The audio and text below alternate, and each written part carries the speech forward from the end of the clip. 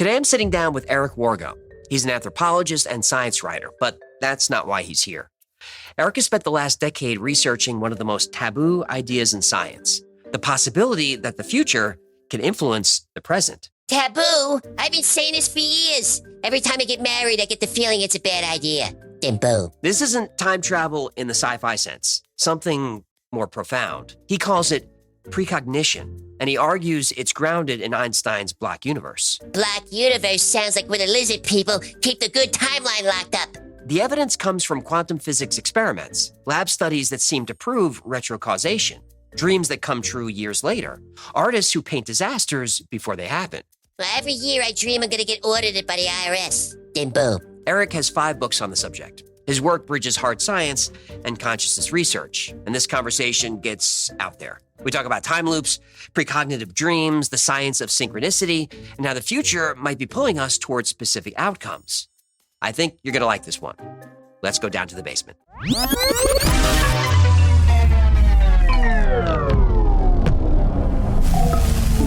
Dr. Wargo, welcome to the basement. I'm excited. I'm excited for this. I'm excited too. Before we get started, tell me why on God's green and glorious earth would anyone own a monitor lizard? Why? My oldest daughter, Emily, is really into reptiles and lizards, and she has been wanting, she watched all the reptile influencer videos on YouTube and just really wanted this certain kind of monitor lizard. And initially it was like, we'll get you one when you're 13, we'll get you one when you're 13. And then, but it never went away. And then, you know what? I kind of started wanting one too. What? Really? Yeah. Monitor lizards are the coolest. When I was a kid, monitor lizards were just the coolest animals on earth. Komodo dragons are the monitor lizards, And,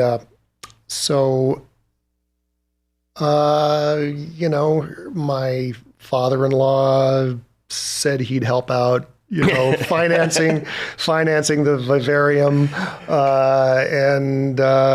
So last April we got a baby spiny-tailed monitor lizard, and he's grown into a lovely, 2-foot long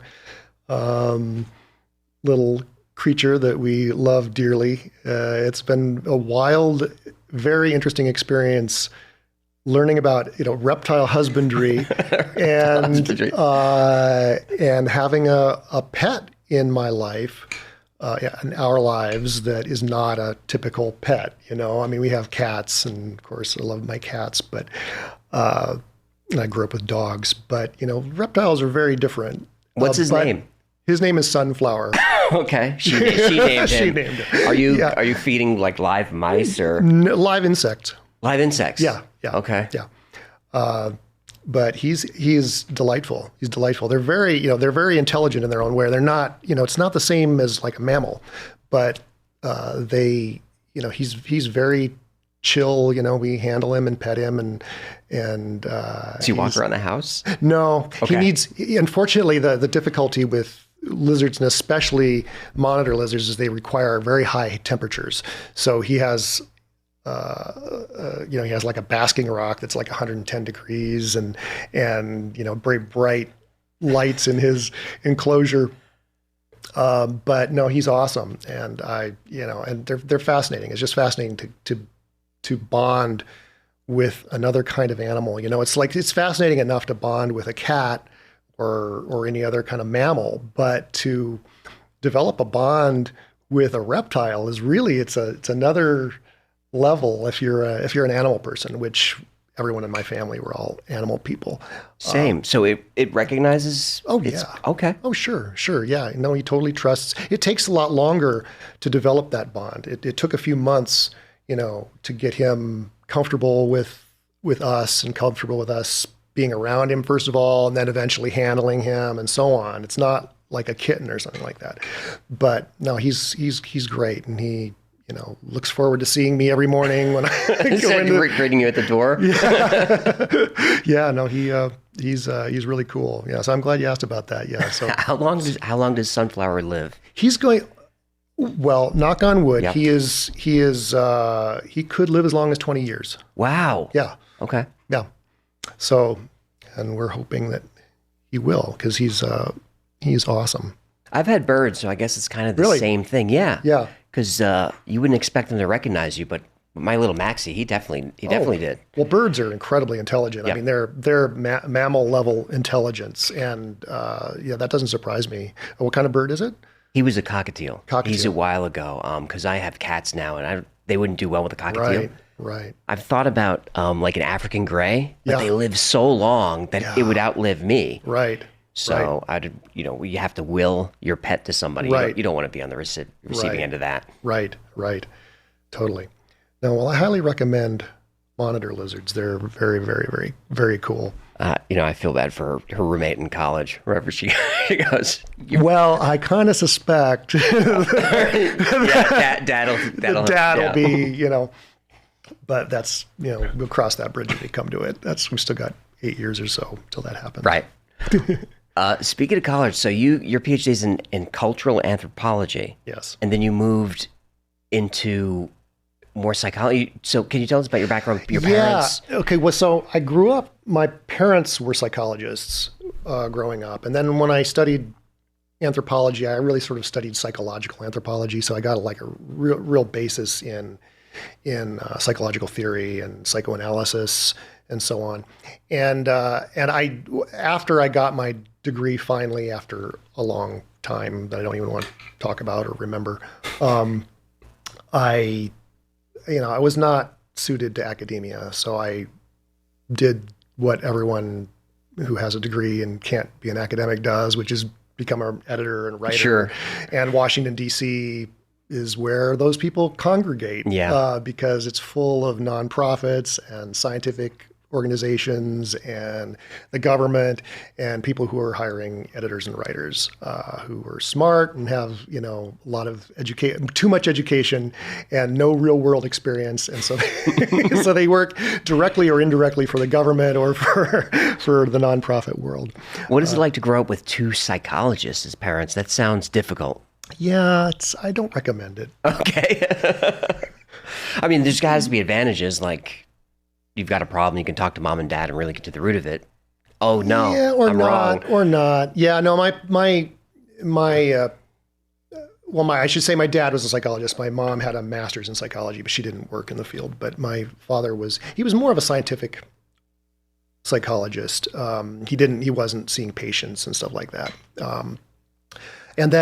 But then that sort of was a natural basis for me to work for a psychology organization in Washington, D.C. So for many years, I was an editor and then editorial director of one of the two big psychology scientific societies in the United States, both of which are based in Washington, D.C.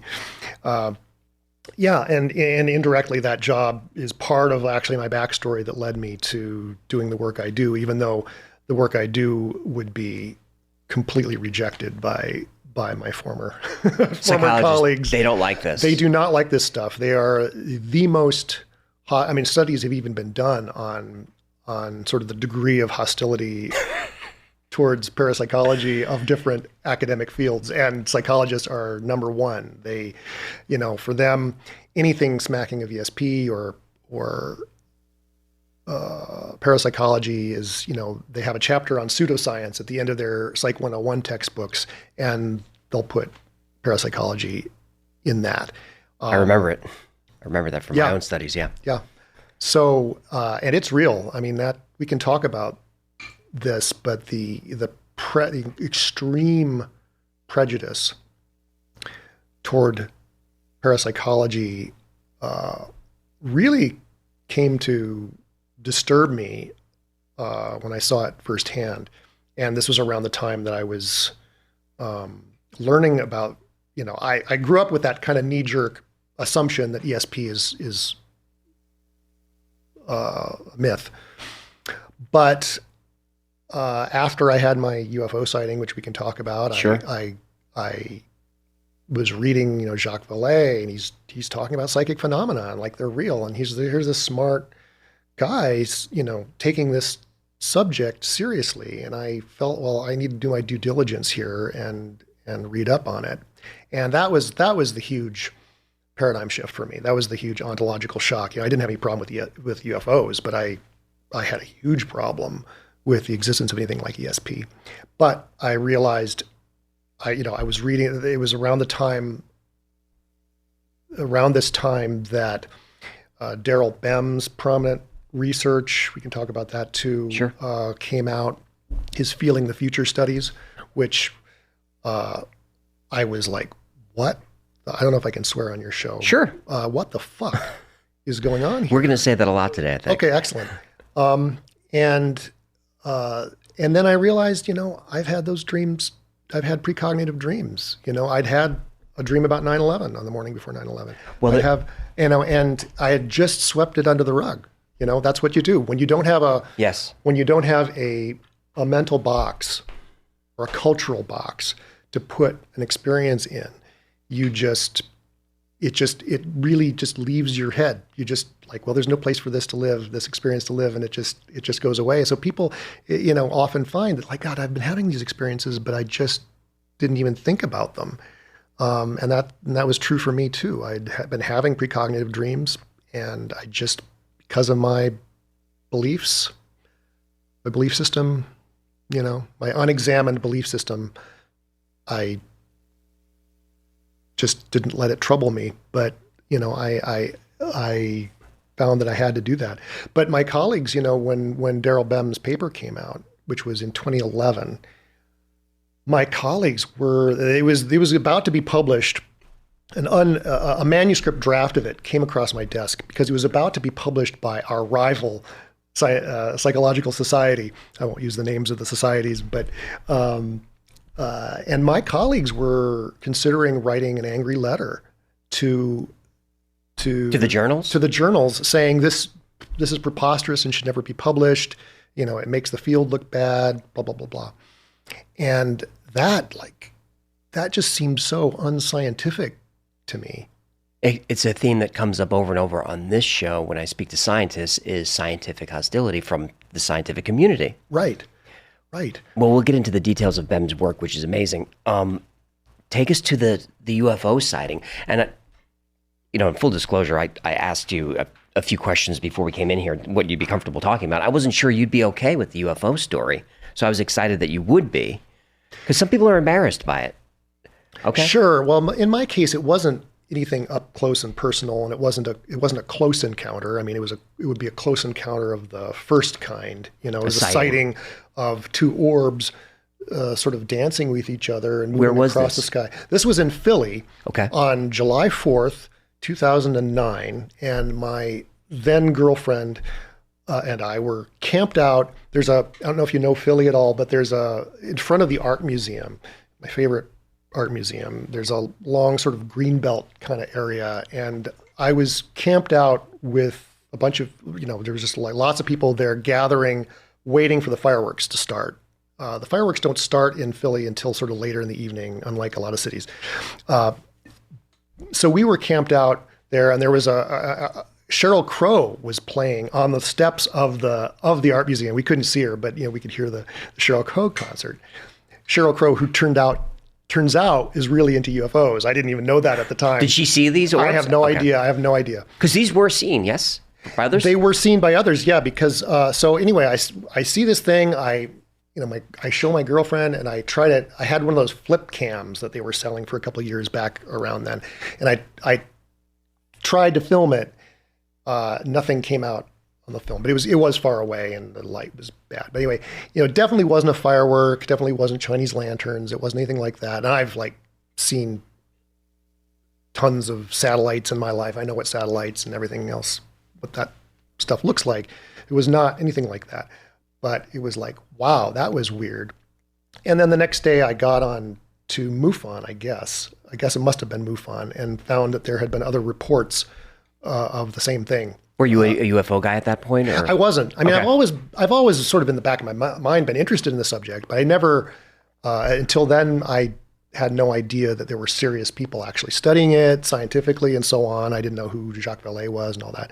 But anyway, when I saw that there had been other reports of the same thing in eastern Pennsylvania on the same night, I thought, okay, well, I'll make my report to MUFON. And so a MUFON guy called me, and I made my report. So the encounter itself was not spectacular, but it was enough to get me to start reading. And so, as one does, one reads, I was reading Richard Dolan's books and Jacques Vallee's books. And you're like, these guys are actually really smart. These guys are actually really smart, and this is really compelling. And I had a blog at that point that I was writing about science fiction films and stuff like that. But I started writing blog posts, and at the time I assumed it was extraterrestrials, and so I was all having fun with the extraterrestrial hypothesis. But the fact that this topic dovetails with parapsychology in so many ways, and the fact that you had really smart people like Jacques Vallee talking about psychic phenomena that occur often in conjunction with UFO encounters, that was the, I guess when people use the word ontological shock, I mean, it wasn't a all at once shock, but it was a kind of a gradual paradigm shift for me to first countenance the idea that, well, maybe psychic phenomena are real. Maybe these things really happen. And then, gradually realizing, well, I have these experiences. I have precognitive experiences and so on. And did you run this by mom and dad? No. Okay. No. Ever? No. Okay. No, actually my father passed away that year. Actually, that's kind of an interesting aspect of this experience, because this happened in July 2009. My father had cancer at that point, and he passed away that September or October. And in fact, like a lot of life upheavals happened. My girlfriend broke up with me, and that September, my father passed away. A lot of real heavy stuff.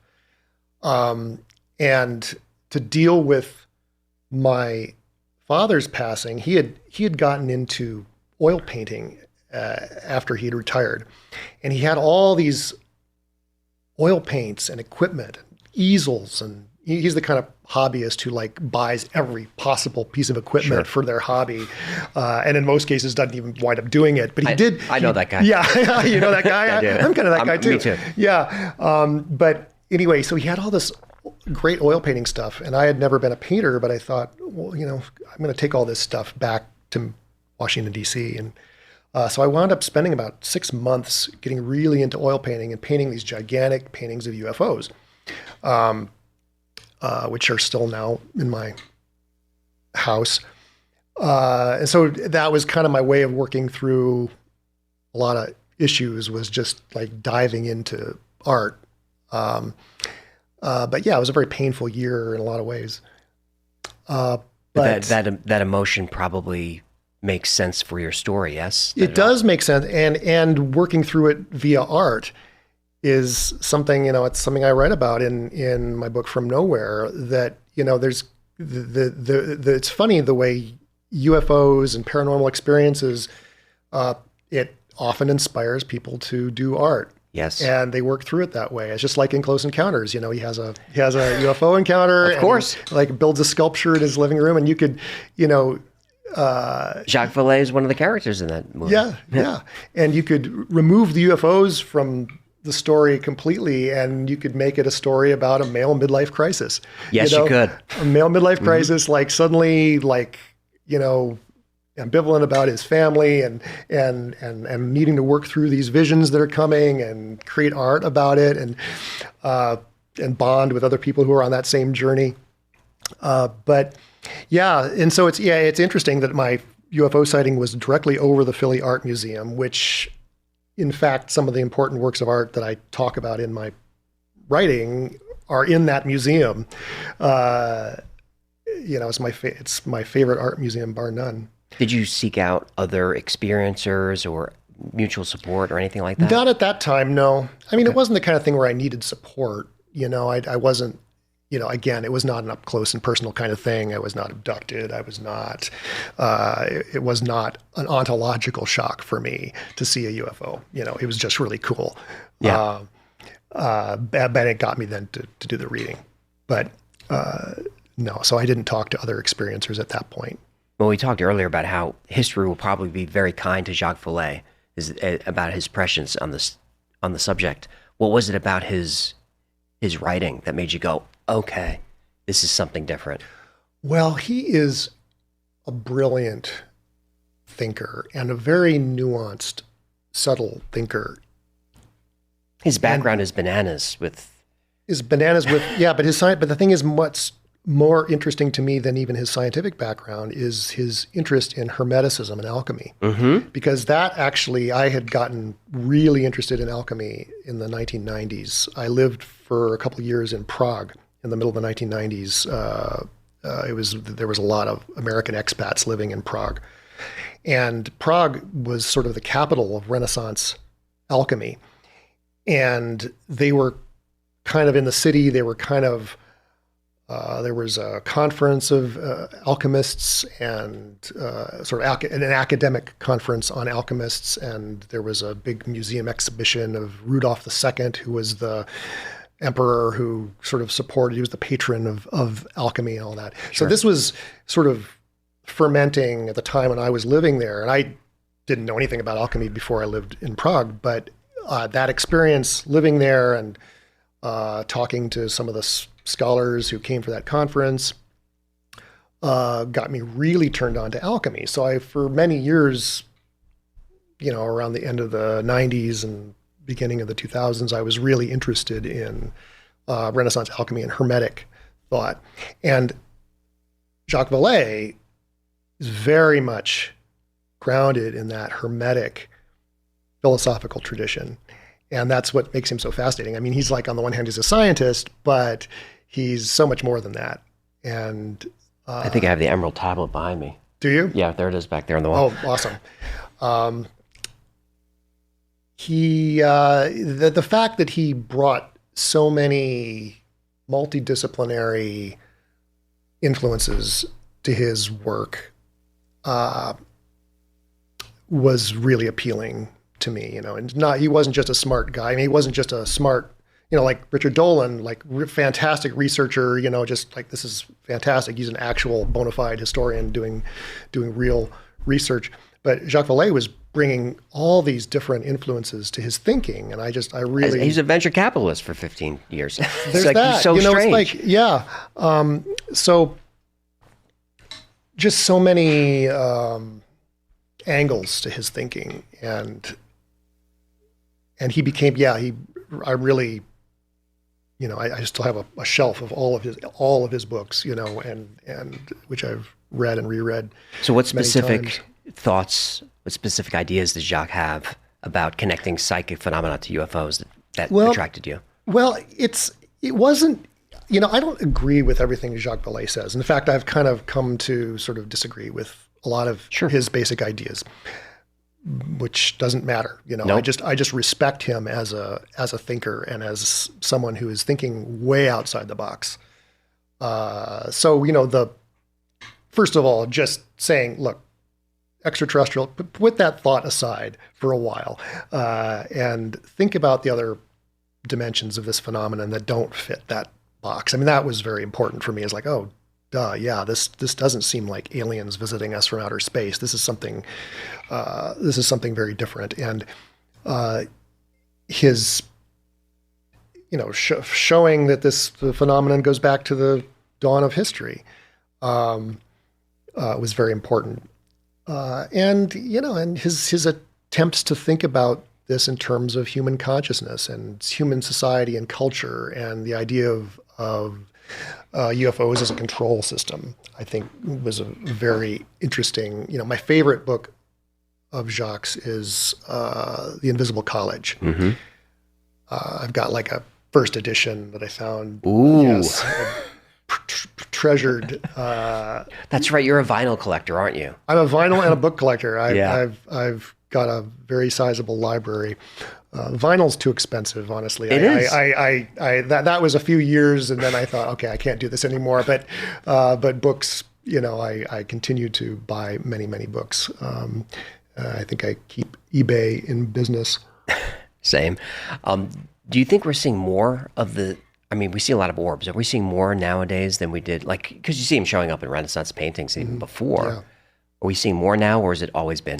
It's hard to tell what's an effect of the internet and what's an effect of, the culture around UFOs that sort of makes people notice them. I don't have an answer to that. I don't know. My sense is that these orbs have been around from the start. What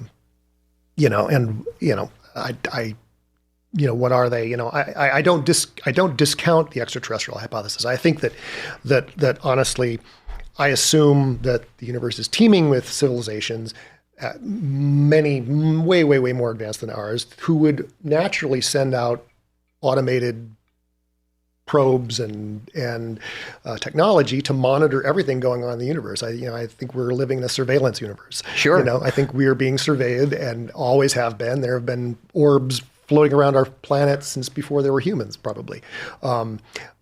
Just keeping tabs on things and who knows, nudging things or whatever. So my assumption, is that there's that. But does that account for the whole of the UFO phenomenon? I tend to doubt that. It doesn't feel like it. And something I want to talk to you a little bit later in the show is, for my brain, it's easier for me to reconcile that this is more of a local phenomena, that crossing these vast distances, I just can't get my mind to wrap around that these societies they've broken the light speed barrier and they're here. It's easy for me to comprehend that this is a local phenomenon, that it's based on consciousness or it's multidimensional or something like that. Yeah. And time travel. That I am fully on board with Mike Masters' thesis that time travel could be a part of it. Sure. So Mike Masters, anthropologist. The Greys are. He says that he's looking at it. He's a physical anthropologist, and he's looking at it more from the standpoint of morphology of Greys. That for all kinds of reasons, they look like what we might evolve into. I'm less persuaded by that argument. I mean, he's of the school of thought that extraterrestrials are going to look like everything. They're not going to be humanoid. I kind of disagree with that. I think that convergent evolution is going to result in humanoids everywhere. And so that's the Copernican principle. That's interesting. That life, no matter where it evolves, is going to take sort of the same course. Same course, okay. Yeah. Not life, but civilization. Sure. Technology using cultural beings. They're going to have taken a certain path to get where they are, and that path is going to take them through bipedalism and having something like hands and a head on the top of a vertical body. I think that's my money would be that the universe will be full of humanoids. So that part I don't necessarily agree with Mike on, but the reality of time travel, the fact that it is technologically going to be possible. And if it's going to be possible, then it already exists. Right. I think there are all kinds of reasons that hypothesis should be front and center. Well, let me pick your anthropology brain for a second, because you just made me think of something I hadn't considered. So if humanoids are going to evolve everywhere, does that mean primates would evolve everywhere? Something like that. Some proto-primate species, yeah. That's interesting. So then you have to just keep going back through evolution then. So then mammals or some type of mammal would evolve everywhere. Or are we talking, I hate to even say the word reptilian, but a reptilian humanoid? There's the idea that had mammals not taken over the Earth after the Chicxulub meteor, that reptiles would have potentially evolved an upright, sure, humanoid-like, intelligent. It's one of my favorite sci-fi version. Tropes is like the saurian race. Of course. And there was I'm trying to think if he was an anthropologist. Dougal Dixon wrote some books in the 80s, sort of projecting, what would what would these alternative evolutionary. I'm going to have to write him down, Dixon. I think I'm getting that right as far as, but I know that there's a sculpture of a sort of a reptilian humanoid that's sort of a hypothetical reptile. I smile too when I talk about it, but there's 10% of my audience that's screaming at us right now that the reptilians, this is totally real. It's definitely real. Yeah, I know. I don't know what to make of that. I don't know what to make of that. I mean, I know I'm starting to take, David Icke, some interesting theories. Some interesting theories, and he's been proven right. We're now seeing that, oh my God, he was right about a lot of stuff. He was. And it's just the presentation that's off-putting. It's the presentation, and then there's the reptilians idea. It's like, I have trouble with that. But whatever. I at this point in my life, I'm not rejecting anything. This is definitely a time of ontological shock in a lot of ways. Political ontological shock and. Well, what you read on the disclosure narrative, is this a psyop? Are we being prepared? I know we're speculating. I just kind of want your thoughts. I don't know. I go, you could ask me the same question every day and I'd tell you something different because I flip flop. I don't know. I mean, I think there's definitely psyops going on. I mean, I don't think anyone would disagree with that. A lot of disinformation. I tend to agree that, it seems like, there's obviously really a there, but that it's being obfuscated by, interests in the military industrial complex who don't want it disclosed for various reasons. And so they're running all this interference. And then there's people who want it disclosed, but very few people, maybe those 10 people that James Fox talks about know the full picture, and everyone else is they're playing on some team, but they don't have the full story. So it's just a very confusing landscape. And in fact, it's that kind of got me off of the UFO topic. I think in about, I spent a couple years like really going down the UFO rabbit hole after my sighting. And then it's like, oh my God, this field is just so full of people who are too credulous, or people who are, obviously covering things up, and people who are spreading disinformation and so on. And that was long before the current wave since 2017. Right. So I just sort of put the UFO topic aside, and it's only in the last couple of years that I've sort of gotten back into it, but I'm not, I can no longer keep track of who all the players are. It's hard. And who's trustworthy and who's not, and who's got, an agenda.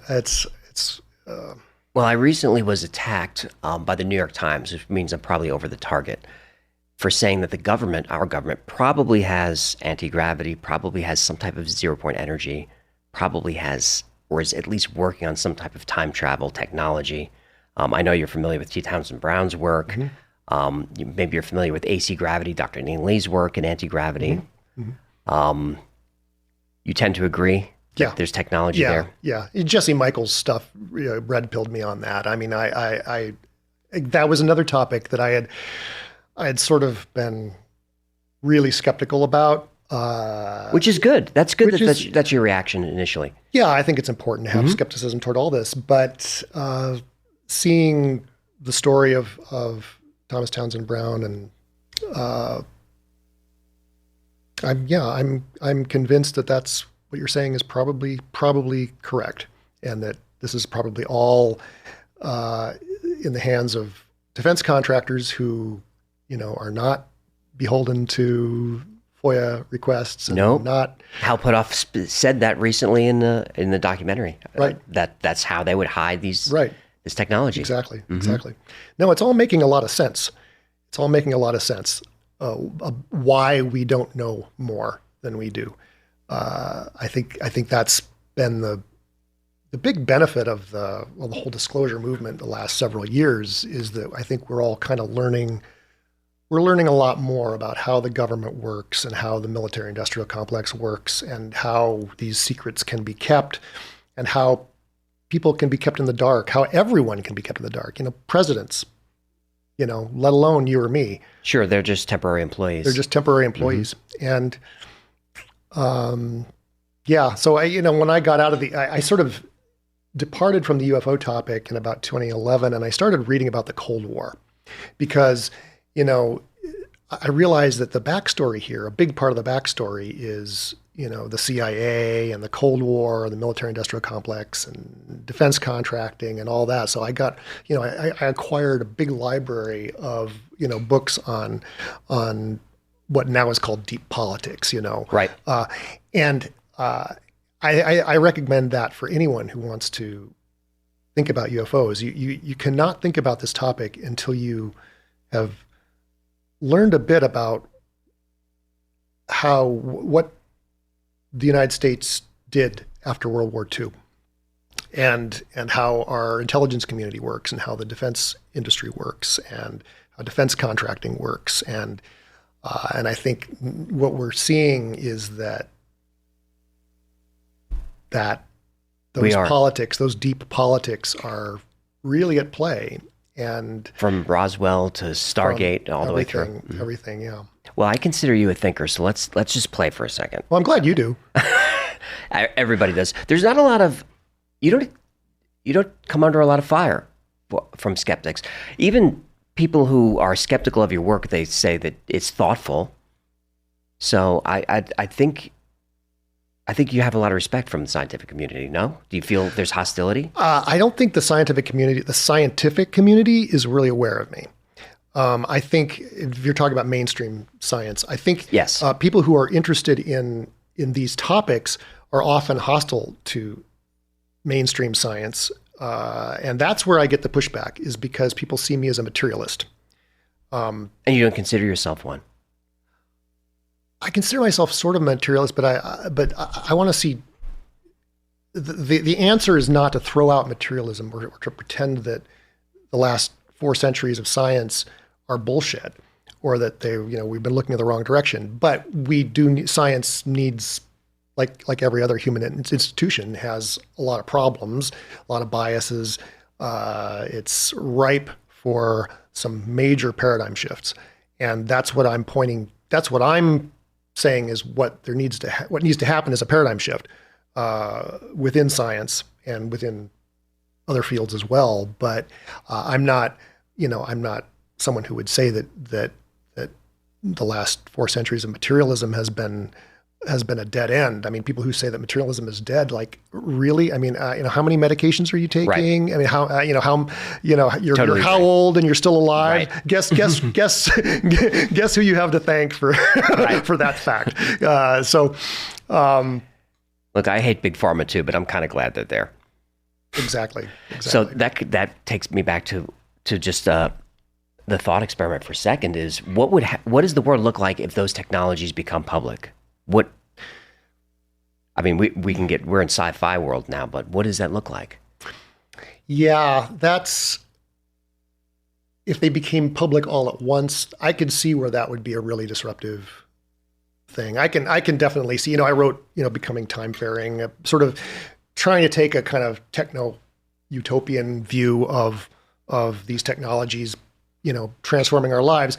The reality is they're going to be secret. And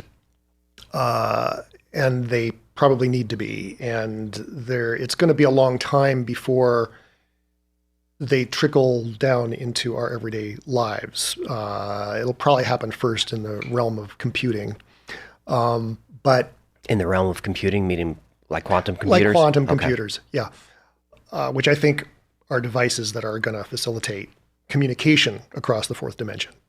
Sure, we're even seeing that proven in labs now. Yes. Absolutely. But yes, I mean, potentially, anytime you're talking about vastly superior energy sources like quantum, like 0-point energy or whatever, or time travel, it's like these are disruptive things that could be turned into weapons. So there are probably very good reasons why we don't know about them, but it's also makes one incredibly angry that if there are better fuel sources out there that the oil companies have been suppressing. Which I firmly believe. Which I firmly believe as well. That needs to end, and we need to do what we can to end that and bring at least some of these technologies to humanity and solve our problems rather than create more problems for the planet. I see this fight between Jung and Freud in all your work. This where you lean into sort of this positive view, and then you pull it right back. Like, okay, we're not going to get there. We're not going to get there. No, I'm not saying we're not going to get there. But You're not. No, I think eventually. But there are a lot of opposing forces, Yep. Well, at least looking at time loops and how you basically solve the grandfather paradox for me, which we'll get into specifically, I don't think we've turned time travel into a weapon because we haven't. I've heard things. What have you heard? I've heard that there are weapons based on manipulation of time. That's literally all I've heard, but I have heard that, and I don't. What do I do with that? I don't know. But did that source tell you what the actual practical mechanism is? No, and they didn't know either. That they're telling me something that they had heard from somebody who'd heard it. So that's the problem with this whole field, is you're dealing with people who've heard rumors from people who've heard rumors. But I believe it. Everything that we know about Stargate. It makes sense. It makes sense to me. If the Nazi De Glocke the bell stuff is real, then certainly we have done something with that. And if you're working on anti-gravity, you're working on time. Right. These are all connected. If you have anti-gravity technology, you have a kind of time manipulation technology. So they all go together. Okay, I'm trying not to let you scare me, but I do believe it.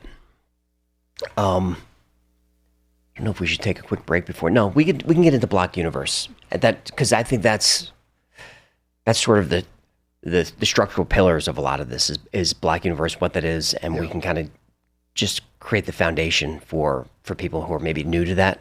Mm-hmm. Sure. So what is the block universe? So when Einstein published his first paper on special relativity in 1905, I think, he wasn't thinking cosmologically, whatever. He was dealing with questions of light and how light works and how reference frames work. But his math teacher, Hermann Minkowski, saw the implications of what he was saying, that if this is true, which it seems to be, then if what's true, connecting. If relativity, special relativity is true, if there's no objective reference frame, then there is a point of view on any moment that feels open-ended, that from which it's actually in the past and it's already happened. So you and I sitting here talking right now, we feel like we are moving through a timeline and it's open-ended and you have no idea what's going to happen next. And you could say fuck and then 10 seconds and I wouldn't predict it, whatever. But there's a point of view on which all of this has already happened. Right. So it's so just as we think of the past as solid and fixed, the future is also solid and fixed. And what he called this was the space-time continuum. And he put a hyphen in there, space-time continuum. And it's come to be called the block universe because you can sort of visualize it as a big block in which there's one of the dimensions is time. And so we're all flowing, we may think we're just, bodies moving through the universe, but from that four-dimensional perspective, we're worms, we're snakes, we're snaking through that four-dimensional block. And the present moment is a cross-section. It's a three-dimensional cross-section of that four-dimensional reality. And that, again, that future already exists.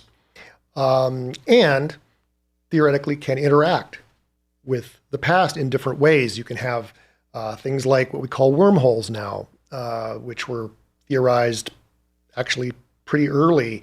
By Einstein and Rosen, yeah? Oh, yeah. But before that, I think it was Gödel who solved Einstein's field equations in a way to show that you could have a path through space-time that actually wound up in your own past. Yes.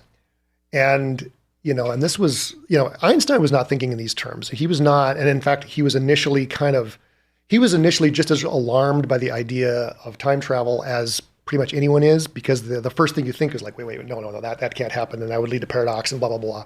He thought that too, but then he came around because his colleagues showing him, no, the math shows that this is possible. Mm-hmm. And then we have, things like wormholes where you could have, create a passage through space. But if you take one of the mouths of the wormhole and you move it in near the surface of a black hole and then move it back out, then they're out of sync with each other and you can have time travel between those. So there's other possibilities, warp drives, Alcubierre warp drives and so on, which are time machines as well as space machines. So the block universe, is sort of the basic premise that makes all of this possible. And it's still not really questioned among most physicists. So this kind of throws away the many worlds interpretation, yes? Yeah, and as far as I'm concerned, it does, yeah. So can you explain, because this was mind-blowing to me, as I told you earlier, I did an episode on synchronicities based on Jung's famous scarab story. Mm-hmm. And part of my research was time storms. And I was halfway through the episode and I went, well, shit, I'm wrong about all of this. And it doesn't happen a lot where someone just changes my whole point of view on a specific topic, but you did, because I think you solved the grandfather paradox. Well, do you want to talk about the scarab story? We can do that, yeah. Yeah, well, I mean, this is my favorite example of a time loop. It really is the best illustration of what I mean by a time loop.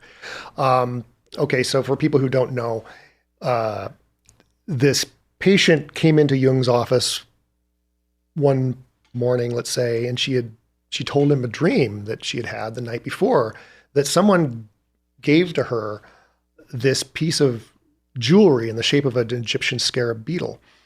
And right as she's telling him this dream, he hears a tap on the window behind him, and he turns around, and there's a rose chafer beetle, which was sort of the European equivalent of the dung beetle or the scarab. And he opens he was whatever else you want to say about Jung, he was a brilliant shaman. Yes. And he opened his window, took the beetle, handed it to her and said, "Here's your scarab." And it was like this mind-blowing moment for both of them. Yes.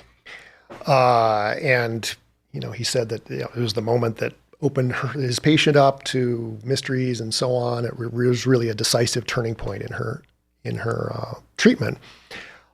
Now, he sort of described this, and he used the term synchronicity to sort of collapse this sort of time dimension, say time doesn't matter here.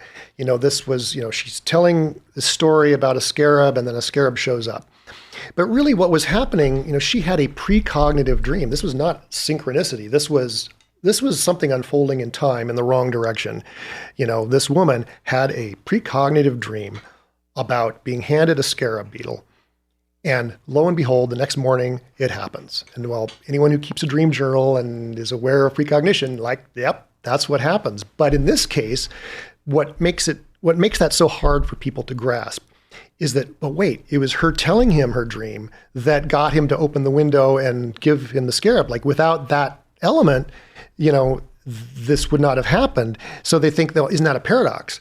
But it's not a paradox. It's actually a loop. It's a tautology, because her dream caused her to tell her doctor the dream, which caused the doctor to turn around and see a scarab beetle and give her the beetle, and which is what caused her dream in the first place. So it is a loop. It is a causal loop. It's what blew my mind was she wasn't seeing the future; she was remembering it.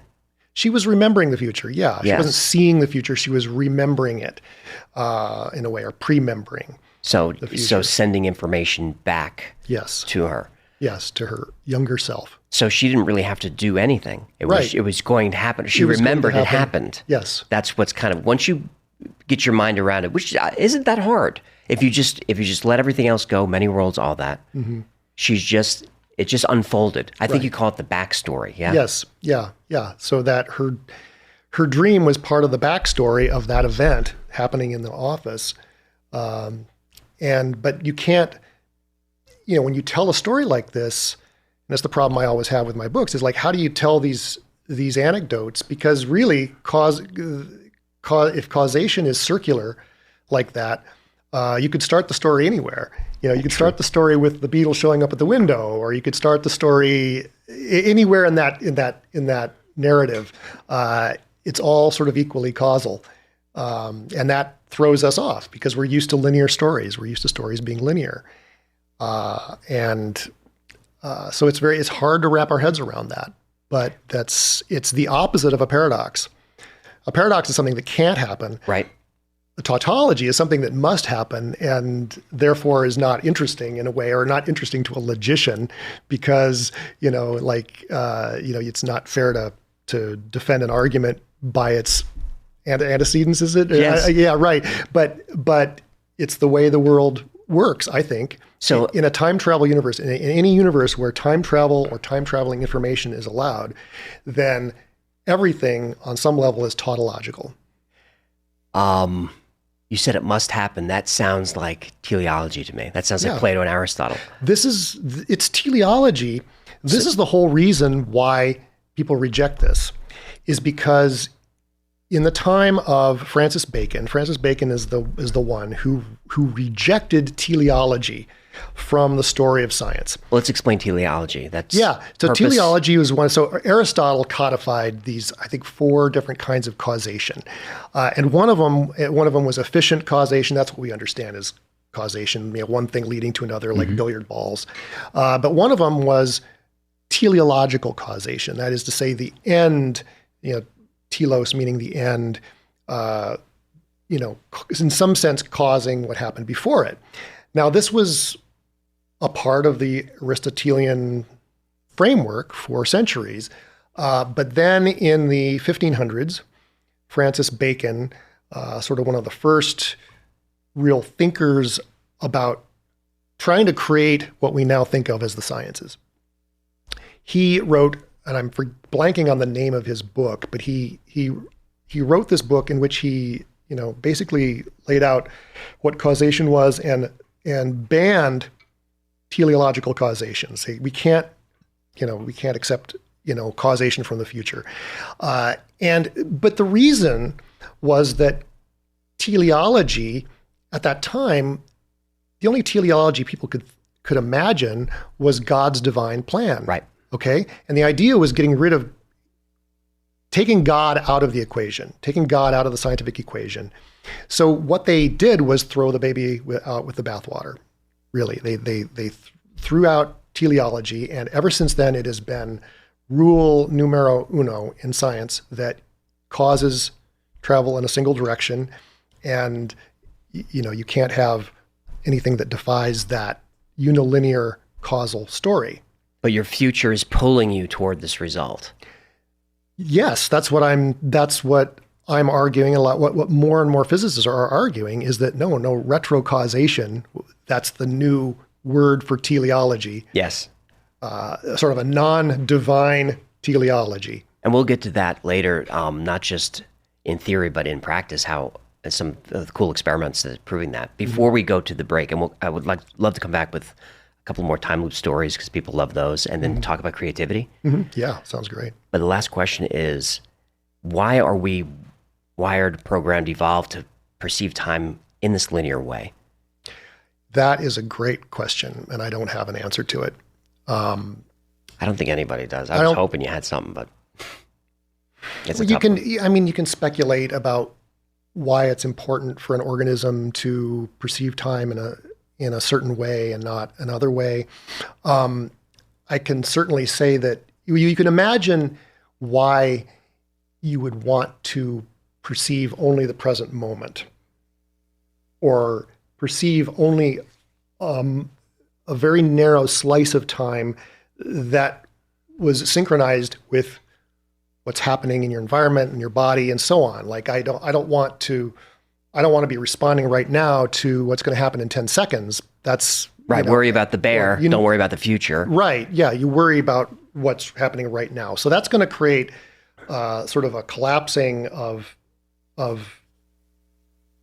it's not going to be helpful. It's not really going to be adaptive to be precognitive all the time. Just the same way it's not going to be adaptive if I'm only responding now to something that happened 10 minutes ago. Okay, you want to be responding in the moment to something happening in the moment, and if you're going to survive. Now, there's going to be a certain advantage to having a certain amount of memory for things that have already happened, but which might happen again. Likewise, there's going to be a certain advantage for having an inkling of what's coming down the pike. Inklings and intuition. Right. So, what we're talking about when we talk about precognition is we're really talking about intuition, what has always been called intuition. What I'm arguing is that intuition is really based on real signals from a real future. And it's not just calculating the odds of something happening based on what's happened in the past. It's actually getting signals, indirect and fuzzy signals from an actually existing future. That's a great cliffhanger. We'll be right back. We're back. Can we define what precognition is, or at least how you define it? Yeah, precognition is being influenced by a future experience in some way. Now, that could be, some people will say seeing the future. I don't think it works that way. I don't think it's a kind of perception. I think it's a kind of memory. I think it's memory going in the opposite direction, basically. But being influenced by a future emotional experience, for instance, or just an interesting experience, something salient in the landscape of your future that exerts an influence on you in the present. Now, via a dream, via intuition we were talking about, via a lot of people when they're meditating will have flash kind of visions when they're meditating. These often turn out to be precognitive. People who are prone to sort of having a vivid imagination or very suggestive, they'll have visions that are, or they'll hear voices. It's different for everybody, but they'll, in one way or another, it's that the future experience kind of leaking into the present and influencing you. So if dreams are, I know we don't really know, but if it's consolidation of memories, organization of memories, that would make a lot of sense that it's connected to this phenomenon. Yeah, it makes every bit of sense based on what what mainstream psychologists will tell you about dreams, which is that they're involved in the making of memories. That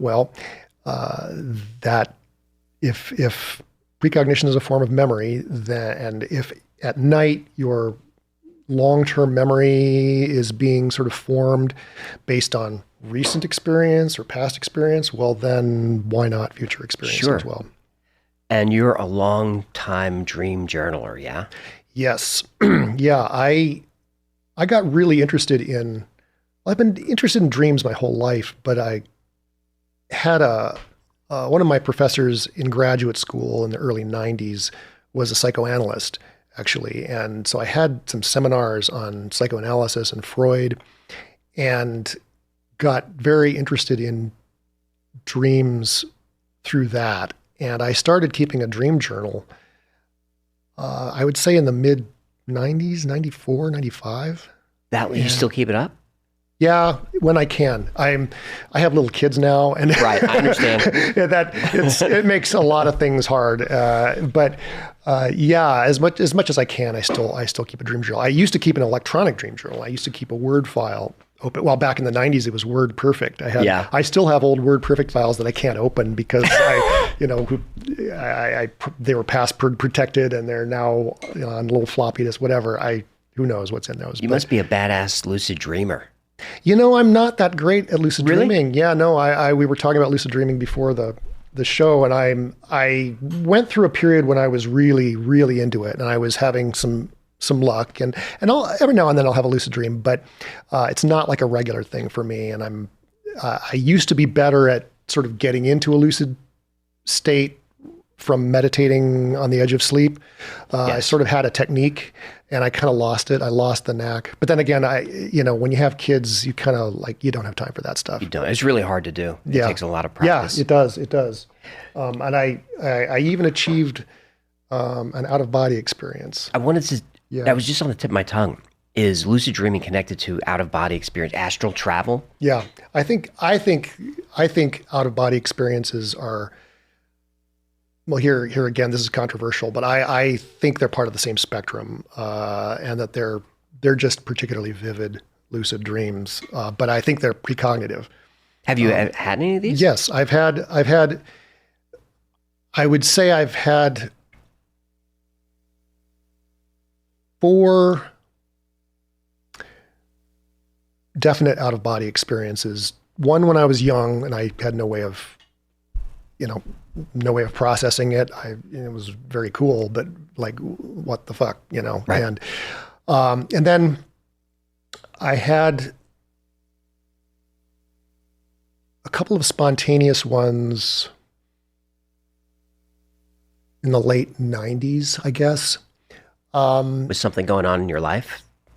I don't really remember, honestly. I did write them down though, and one of them turned out to be, you could argue it was precognitive of what I did right after I got up out of bed to investigate my dream. And then the one that I was able to successfully induce, this was after months of working with one of the manuals on how to, have lucid dreams, one of the modern books. It turned out to be, it was, kind of a wild, weird, random experience. But it turned out to be precognitive, very vividly precognitive of events exactly a year in the future. Really? Yeah. This is one of the really interesting phenomena of precognitive dreaming is this aspect that I call calendrical resonance, where you will have a dream about an event on the exact same day a year later or multiple years later on the same date. This is something that anyone who does precognitive dream work notices. It's a very, very common thing. About a week or two ago, I had a very vivid dream about Dad. I woke up and I said, that was weird. And it was his death day, which I had forgotten about. Okay, well, this is why.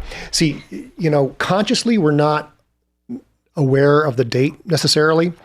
I certainly am not. I couldn't tell you what date it is right now, but unconsciously we're aware of that.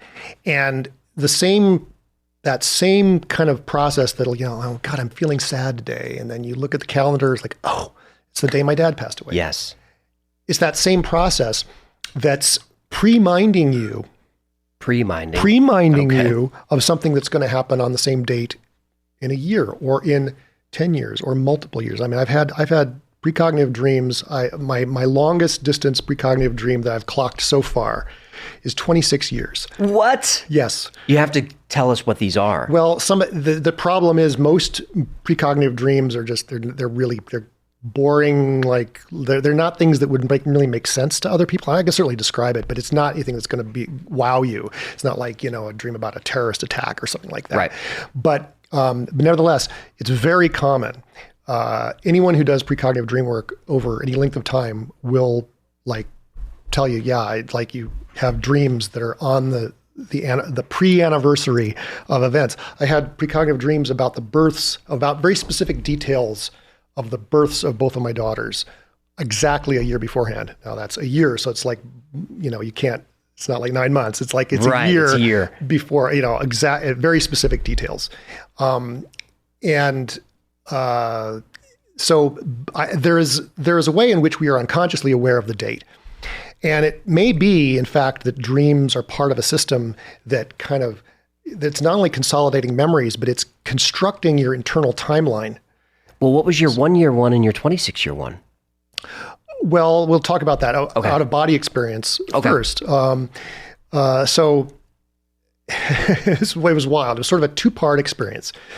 I was doing these exercises, these kind of meditative exercises to induce an out-of-body experience. And I had semi-success previously, you'll go into a lucid dream, or you'll have sort of a sleep paralysis type experience, or you'll have Kundalini kind of sensations. But this time, boom, it feels like I am like just in reality. You skipped all that hypnagogic craziness? Yeah, just go straight. Yeah. Wow. But where I was down near the floor of a closet in my hallway, like in front of my wife's shoes. My wife's shoes, she kept her shoes on the floor of this closet. And I'm like staring at these shoes, and I can't like really control anything. I'm just staring at my wife's shoes. And it was really weird. And then and I had a sensation of being weighed down. I had sort of a scary sensation. I was being weighed down by my cat, Cindy. I couldn't see her. She was on my back. She was on my back somehow, weighing me down. Okay? On your physical body or on your just astral? On my astral body, whatever. And just strange. And it was kind of associated with a feeling of terror, almost like that sleep paralysis kind of feeling of terror that you have. But in this case, I'm staring at my wife's shoes and my cat is sitting on my back. And then it changed. And then I was immediately in my office, which was just like maybe 10 feet farther down the hall. And I was up by the ceiling of my office, looking down through the window onto the street below. And it was like my office. I was in my office and I was looking down through the window, but I was up by the ceiling looking down through the window, and there was these two green lights that looked like eyes, kind of like green eyes looking at me, but there was no face or anything like that. But it was kind of spooky, like these two green eyes, glowing eyes looking at me. And then, it was at this point, this is all unfolding over the span of maybe 10 seconds. Okay. I remembered the main instruction of the manual that I was following, which was keep your flights short. Go back to your body immediately, because you were not going to remember it otherwise. It'll pull you out. Yes. Mm-hmm. So I don't think I had a sensation of flying back to my body, but I basically just woke up at that point. I was like, whoa, wrote it down, everything. I really didn't know what to make of this experience. But then, so exactly a year later, I think this is a year minus 1 day. I think it was off by 1 day. I found I had that closet I told you about. That's where we used to keep our medicines and stuff like that. And I dropped an Advil on the floor, and I was down on the floor rummaging among my wife's shoes, looking for that Advil that I've dropped, because I was worried my cat, Cindy, the one that had been weighing me down, I was worried that she was going to, or had eaten this Advil. And their Advil is very toxic to cats. Yes. So I couldn't find the Advil, and I wound up taking her to it was a whole ordeal, taking her to the hospital, to the pet hospital. Did you remember the experience when you're kind of rooting around the shoes like, oh, shit? I don't remember exactly at what point I put this together. I think it was the second experience that jogged my memory of the out of body experience. So that same day, that same evening, I got up on a ladder in my study to change the light bulb in my study. And I stood up there and I looked down. Sorry, I banged the That's okay. I'm excited microphone. too. I looked, I was up by the ceiling of my study and looking down through the window, and I saw two little green lights. The eyes. And it wasn't eyes. It was my power cord from my laptop. It was an Apple laptop that has a little green diode. This guy right here. Right there. It was the green diode, but it was being reflected in two panes of glass. So there was two green dots. And it's something I wouldn't have been able to see if I was down on the floor, but I saw it up from where I was. And that's what I think, I go, oh my God, this is the scene from my out-of-body experience. So I pieced together the rest of it, that this was not an out-of-body experience. It was a precognitive precognitive of an in-body experience in a different location later in my life. You were on the I was on a ladder. Right.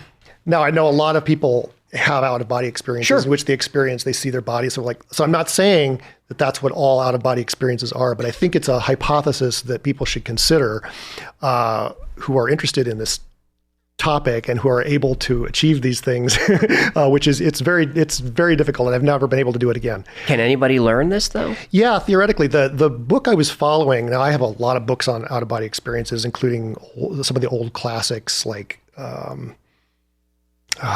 I forget. There's a really great book from like the 1930s that's fantastic, and I wish I could remember the name of it. But there's a more modern teacher in Australia named Robert Bruce, who does sort of body work kind of stuff, and he wrote a very, very good guide. Now, I don't agree with his cosmology, and I'm about what's happening, whatever. But his techniques are very sound, I think, and he really gets, he really understands how you induce these things. So I was following his guide. I think Astral Dynamics is his book.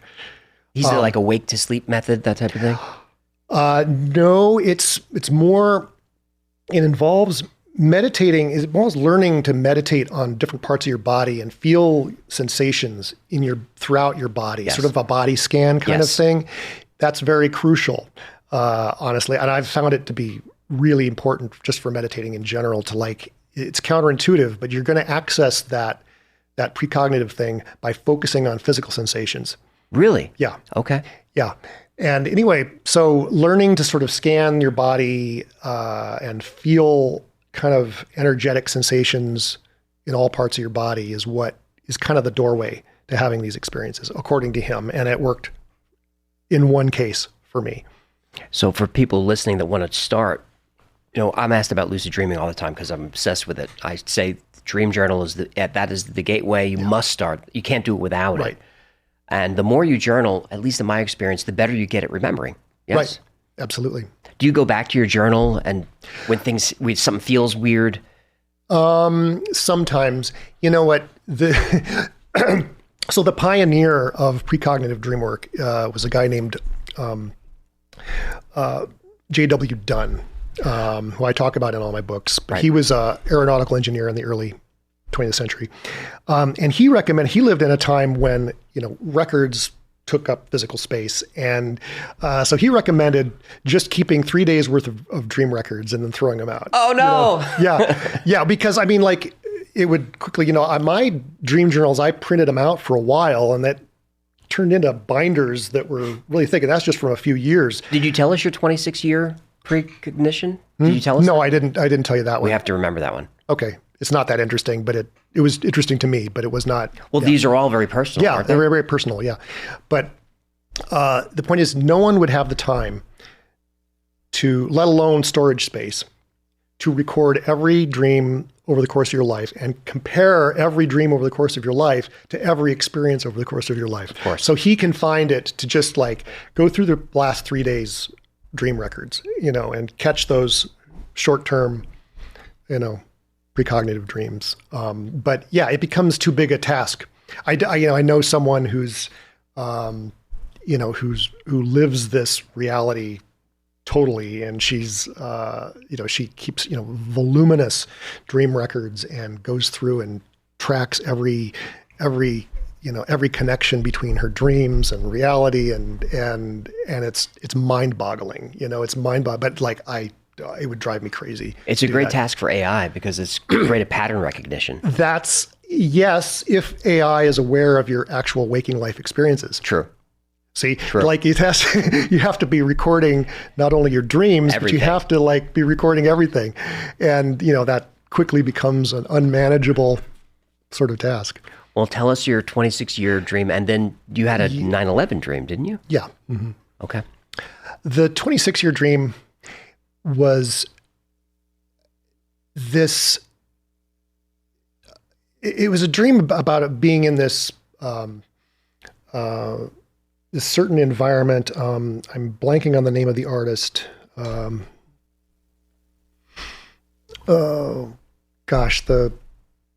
He was sort of a precursor of the surrealists, but It'll come to you. Yeah, it'll come to me. Anyway, I was in this very specific environment, in this very moving around this square, and there was a character with a gun firing a gun. It was very stage play like, and very much like the work of this certain painter, and the scenario was very specific, and I wrote it down at the time, but I've always remembered that dream because it was just so particular and specific. And then this past year, I was reading a book about another artist, and they talked about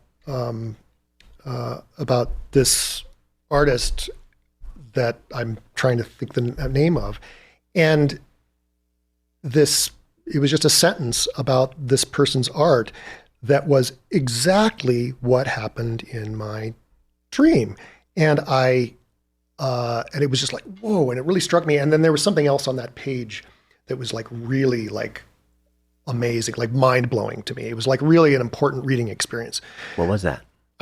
It's too personal. Okay. It's too personal to say, but I thought, oh my God, this is my dream that I had, that one dream I had. And so I went back to my dream journals, and guess what? It was the same date. Holy shit. 26 years earlier. Calendrical. I think this is happening all the time, and we're just not aware of it because, who records their dreams? If they do record their dreams, do they go back to their dream records? Probably not. If they, I don't. If they're paying, yeah, that's the thing. I kept dream records for decades without, even before I was aware of the topic of precognitive dreams. And it's only thanks to the fact that I had been keeping those dream records, I've been able to identify a lot of precognitive dreams from that time period. But most precognitive dreams go undetected, so I think this is the mental shift people have to make. People think that, if you had a precognitive dream, it must be something super significant, and there's a reason you had this premonition or whatever. No, I think it's an automatic process that the brain is constantly doing this, and we're just not aware of it. Could our dreams just be littered with all these just minutia of the future? It's absolutely, it's minutia of the future. That's a great way of putting it, because they're so minute and specific that they're hard to tell these stories to other people often. I mean, it's the dreams about plane crashes and 9/11 and stuff like that that makes a good enough story to tell someone else. But, just having a dream about some very random, specific personal experience in your day,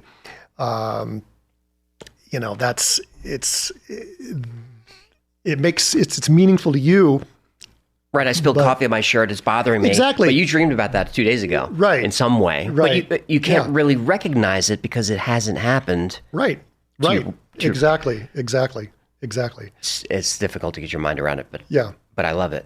So what is it about 9/11? Because there's a lot of precognitive dreams about 9/11. Is it I would bet that everybody dreamed about 9/11 before it happened. Were you in New York? No, I wasn't. I had just moved to Washington, D.C. actually a week beforehand. I'd moved on September 1st, 2001. I was living in a suburb of D.C. and working in Tenleytown neighborhood, which is far away from the Pentagon. In fact, as it was happening and people were saying planes hit the Pentagon and stuff like that, it took me a long time to realize, oh wait, that's that's where I live now. But no, that morning, and I still have the dream record. It was it was just a dream about two identical buildings that had these corrugated gray facades, and they were mosques somehow. Oh boy. And there are other details in the dream, which I sort of decoded afterwards that also made sense in terms of the events. But, okay, that's weird. I wrote it down. And I don't even think that as the events were happening, I was thinking of that dream. I think it was the next day that I looked at my dream record and go, oh shit, I sort of had a dream about this or related to this. But it's like, I had never before or since have I dreamed about two identical square buildings that have like gray corrugated facades. The topic of Islam and was not on my radar at all until that morning of 9/11, when suddenly it came on everyone's radar. Right.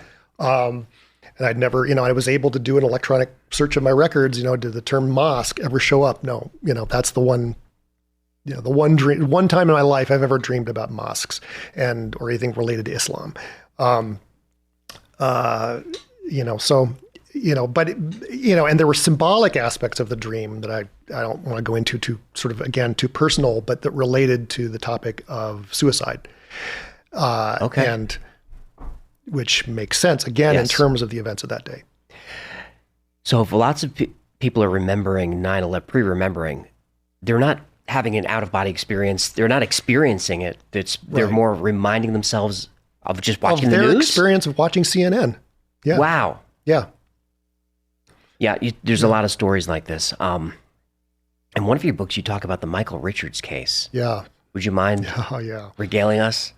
I know you told it a million times. It's a great story. It's wild. Yeah, it's one of the best stories, honestly. I mean, tragic, but I mean, one of the most clear stories, I think, of precognition in the arts. We can invite everybody to look this up as you're telling the story. Yeah. Just look up Michael Richards. And we're not talking about Michael Richards, the comedian who was on Seinfeld. We're talking about Michael Rolando Richards, who was a sculptor in New York in the 1990s. He was sort of an up-and-coming young Jamaican-American sculptor. And over the last couple of years of the 90s, he made a series of sculptural self-portraits of himself dressed as in a flight suit, where he had fallen to the ground, had parachuted to the ground, or where he was crashing to the ground, and in the most famous case, he's standing vertically erect in a flight suit and he's being pierced by multiple little airplanes. Okay. Well, sort of on the strength of his growing body of work, he got studio space in Tower One. Yep. The Lower Manhattan Cultural Council gave out studio space to a cohort of like 15 artists twice a year. So they would spend 6 months in their studios, high in the towers, and then there would be an exhibition at the end. They'd show their work. Anyway, so he was one of the summer 2001 cohort. And he was working apparently based on people who had visited his studio before the attacks. He was working on, a self-portrait of himself riding a burning meteor, and another self-portrait of himself as a fallen angel, of his torso like having fallen to the ground. Wow. Okay. And so he was the only one of that artist cohort who was in his studio. He had stayed the night in the studio on the night of 9/11 and was killed in the attacks. He was on the 92nd floor, and that was the 91st floor was the top floor from which anyone was able to escape the building. Right. But that one, and he had lots of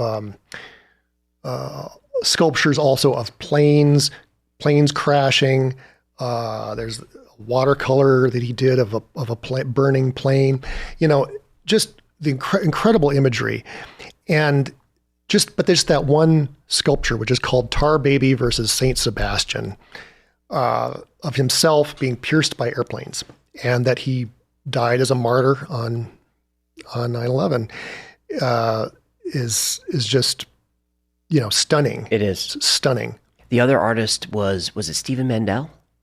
Oh yeah, David Mandel. David Mandel. Yes. So this is I don't know if he's still alive, actually. He was a retired art teacher living in London. And he had a life history of precognitive dreams. And what he did was he painted watercolors of his dreams.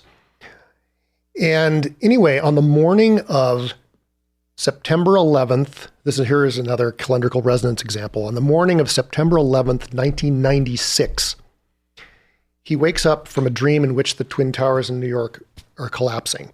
And he actually does a drawing of it.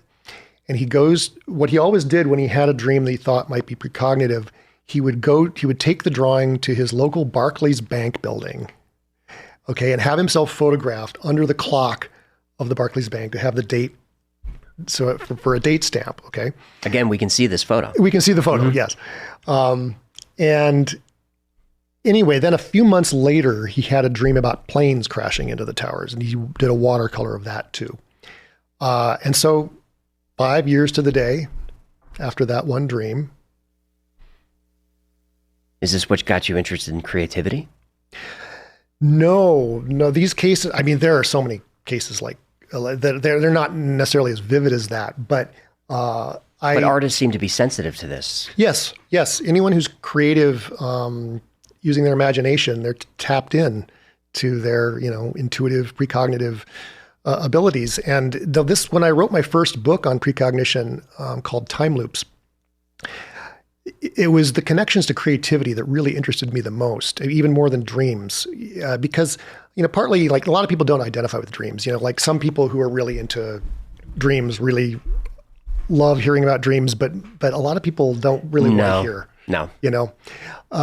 But everyone can connect to creativity in some way, if not in the arts, in the sciences, whatever, Just flow state. Flow state, yeah. And I was really intrigued, honestly, it was Philip K. Dick because he had regular precognitive dreams, and he was very aware of how his stories played out in his life afterwards. And so it was Philip K. Dick was really the first case, and also Morgan Robertson, who wrote the story about the Titanic. Tell that story, and then let's get into Philip K. Dick, because he's everybody's favorite. Yeah. So Morgan Robertson, which I covered, was the Titanic story. Yeah, the Titanic story. So in 1898, Morgan Robertson, he's this sort of science fiction writer, writes this novel called Futility about the biggest ocean liner ever called the Titan, which hits an iceberg on its third voyage. This is the unsinkable Titan in the novel. I don't know. Yeah, it's called Unsinkable. Mm-hmm. Yeah, and it's on its third voyage between Liverpool and New York. I think going from New York to Liverpool in this case. And it strikes an iceberg, and almost all the passengers die because there's not enough lifeboats. And that's even like a plot point in the story. Yep. So 14 years later, he's as stunned as everyone else to read the New York Times headline that the Titanic, sinks and most of the passengers are lost because there's not enough lifeboats. So, really incredible story, and that's been looked at a lot. That's one of the most famous. Well, he also wrote about World War I later on as well. Let's see. Yeah, he had a number of stories that people have argued were prescient of things. It's been argued that he sort of precognized like technical developments like sonar, things like that. Yes. And he's another one of these artists who his life was full of synchronicity. Okay. I argue synchronicity is what it feels like when we're precognitive and we don't know it. Yes. It feels like, wait a minute, like how can these coincidences be happening? And it's your own precognitive brain that's guiding you through life, and you're sure. Yeah. And because you don't have a concept of precognition, you're like surprised by it. But yeah, I think that's, I think it's precognition really. But yeah, so Philip K. Dick. Before you jump to that, just to connect this to people listening, everyone has that experience where you're thinking of somebody random and they call. Everyone has it. Everybody. Mm-hmm. Everybody. Yes. So Philip K. Dick, who invented precog, right? Minority Report? No, it's actually another one of his stories, I think, in which he used the term precog first. But yes, he's the inventor of the term precog. Precognition factors into a lot of his fiction. And he was himself very aware of precognition occurring in his life. And he was very thoughtful about it. And so he was aware of how he would write a story and there'd be a character or some sort of plot element in his story. And then he would meet this character in real life, or he would read an article. Like he was an avid reader of like popular science magazines and stuff like that. And he would, like he wrote, he basically wrote about split brain research in Scanner Darkly. And then like 6 months later, before the novel came out, but he read an article in Scientific American or something like that about split brain research, Right. and all kinds of examples like that. And he's a wonderful case because you can not only see it happening with his fiction, but you can see it happening with his dreams, because he wrote tons of letters, and we have his letters. And if you want to shell out a couple $100, you can buy his letters, which I did, and it's totally worth it. Yeah, if there's two things I recommend people shelling out the money for, it's Philip K. Dick's letters and Jacques Vallee's journals. Those are the. Can you get those? Journal? Yes, Jacques Vallee's journals. Are you kidding? I got to write that down. Forbidden Science, volumes 1 through 6. Yeah.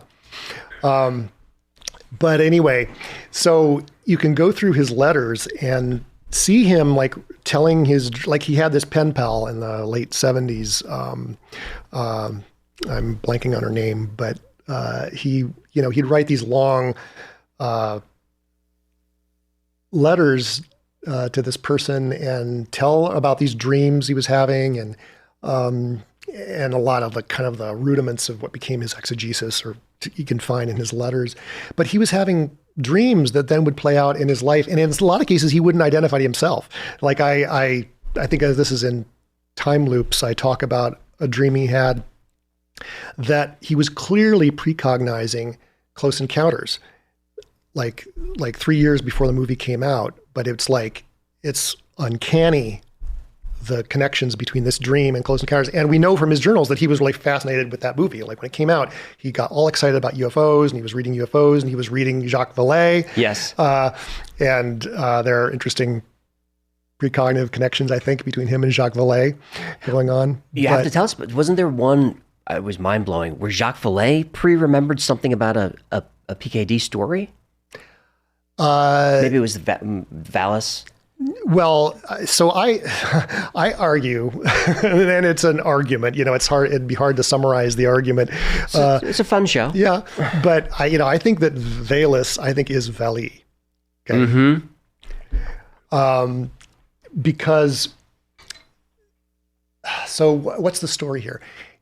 Jacques Vallee in 1974 wrote the book we talked about before, Invisible College, where he develops the idea of UFOs as a control system. And he talks about psychic phenomena, and talks about Uri Geller, and talks about, and he floats the idea that, that extraterrestrials could be broadcasting educational material to us, like Radio Free Europe. Yes.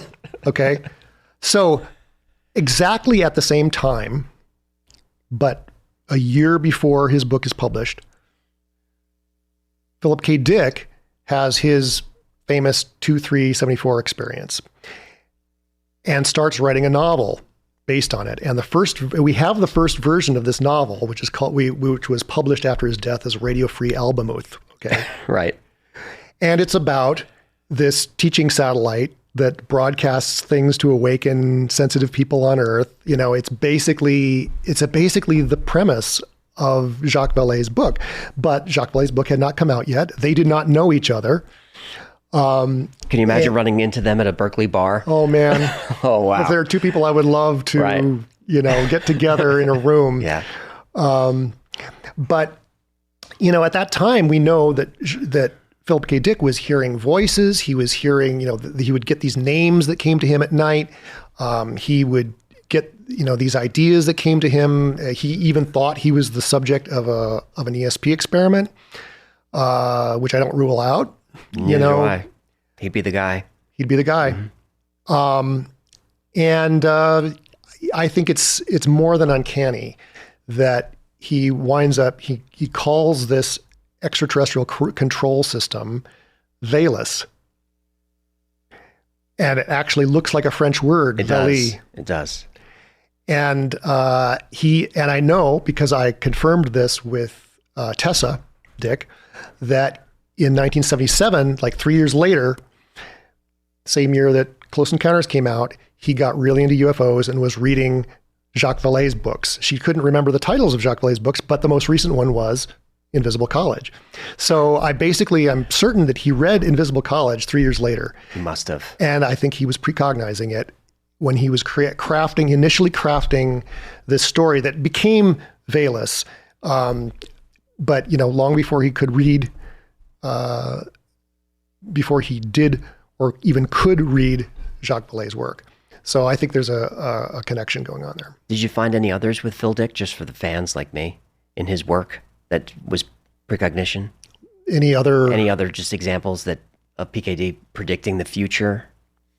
Oh, I don't mean to put you on the spot. I was just curious. No, just dreams where he would predict something in his life, basically. But the world becomes more and more Phil Dickian. It does by the day. When the androids are built, we're going to remember. Boy, yeah, Did you ever see his talk in Metz Fest 77? Yeah. Where he talks about, he was a many worlds guy, and he talks about that Man in the High Castle being an alternate reality. Yeah. What do you think he was seeing? If many worlds is not a thing, a person can be precognitive without having a correct theory of precognition. He could be wrong. He could be wrong. That's fine. Who cares? In fact, there's a part of me that thinks maybe you have to be wrong. Yeah. For it to work. You had a great story about, I forget the author's name, of Lolita. Yeah, Nabokov. Nabokov. Yes. Okay, so yes, when he was long before he became a famous author, when he was 17, he was this aristocratic kid in St. Petersburg, Russia, collecting butterflies and writing poetry and stuff. And his uncle Vasily dies and leaves him an estate, basically. So suddenly he is a rich man and set up for life. But a year later, the revolution happens and sweeps away the wealth of all these aristocrats, and he and his family have to go into exile. But at that time, his uncle Vasily appears to him in a dream and says, "I will come back to you as Harry and Kuvirkin." Okay. All right. So fast forward 40 some years, I believe. Mm-hmm. I can't remember the exact number. He's living in living in Ithaca, New York, working at Cornell, teaching English at Cornell, and, subsisting. He's not rich anymore. And he reads, a friend calls him up and says, "Have you read the New York Times today?" And there's an article in the New York Times about how Harris Kubrick Pictures has just purchased the rights to Lolita for a huge sum, for like something $150,000, which at the time was a lot. It's still a lot, but it was a huge amount at the time. Yeah. And so he learns basically from the New York Times that he is now a rich man. Yep. And here's the thing. So it's Harris Kubrick Pictures. Kuvirkin, if you anglicized it, yes, would be Kubrick. Unbelievable. Yeah. And then, so he got interested, maybe because of that, I don't know, but he got interested in precognitive dreams, and he got interested in the writing of J.W. Dunn. And who influenced a lot of writers. He influenced a lot of writers. But Nabokov found Dunn's book called An Experiment with Time and read it and replicated his experiment. He did the experiment, which is basically keep dream records and go back to your dream records for the last few nights at least, and see what matches you get. And lo and behold, he got several hits, really nice hits of like exactly the kind of thing you would expect, which is like some like vivid, fantastic scene in your dream, and it turns out to be a scene in a children's cartoon that you see the next day, right, or something like that. So in fact, the two best examples are things he was watching on TV in the following couple days, like little scenes in shows that he was watching. Like the bulk of my precognitive dreams are like things on Twitter. Sure. Yeah.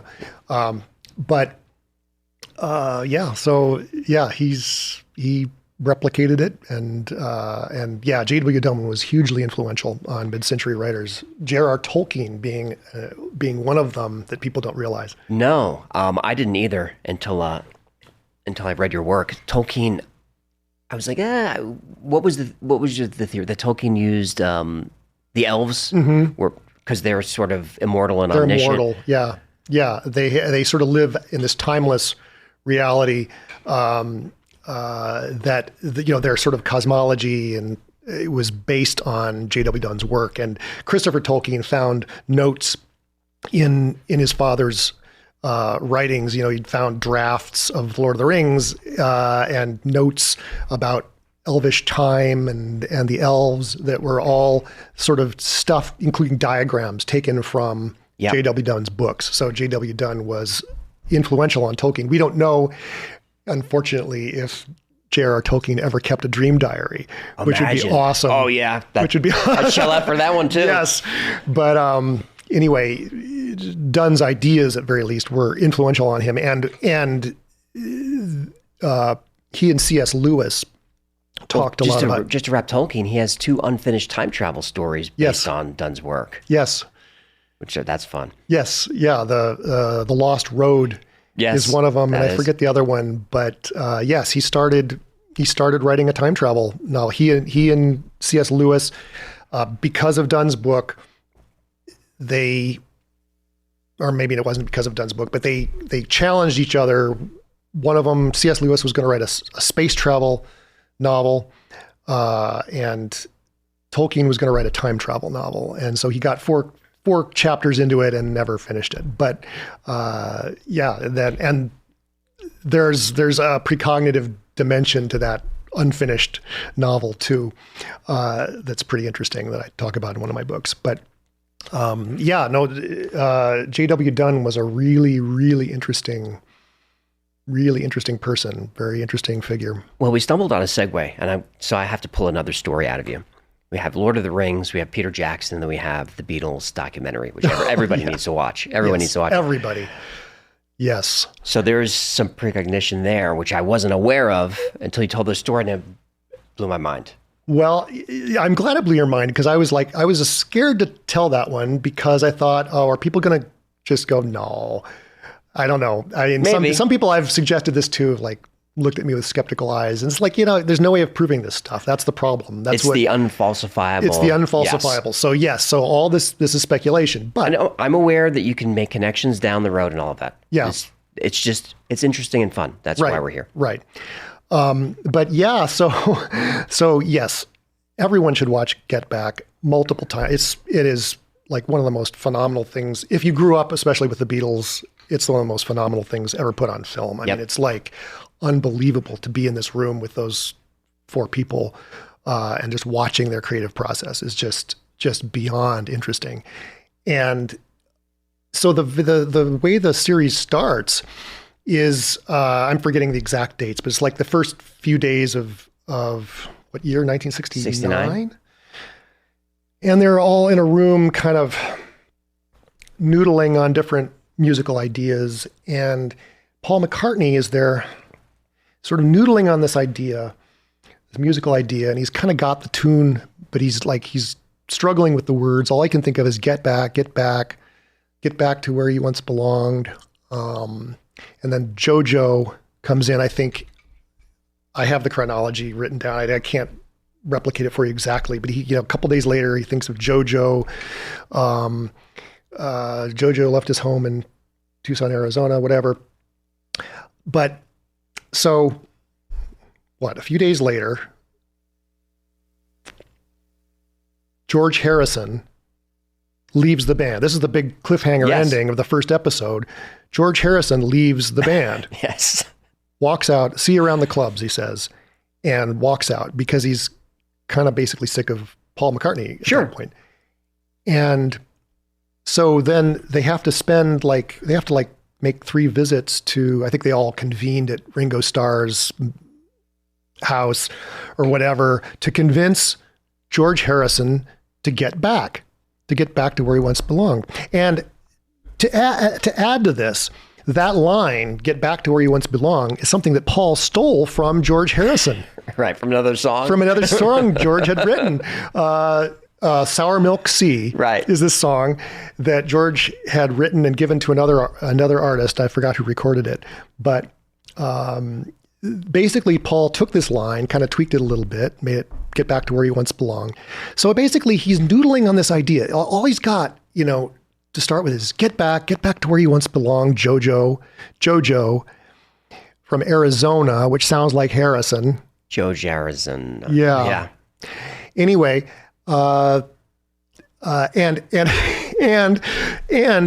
right that morning, the morning before George leaves at lunchtime. Okay, he walks out of the band. He says, "See you around the pubs." Right. Leaves at lunchtime. That morning, John adds the line, "But he knew it wouldn't last."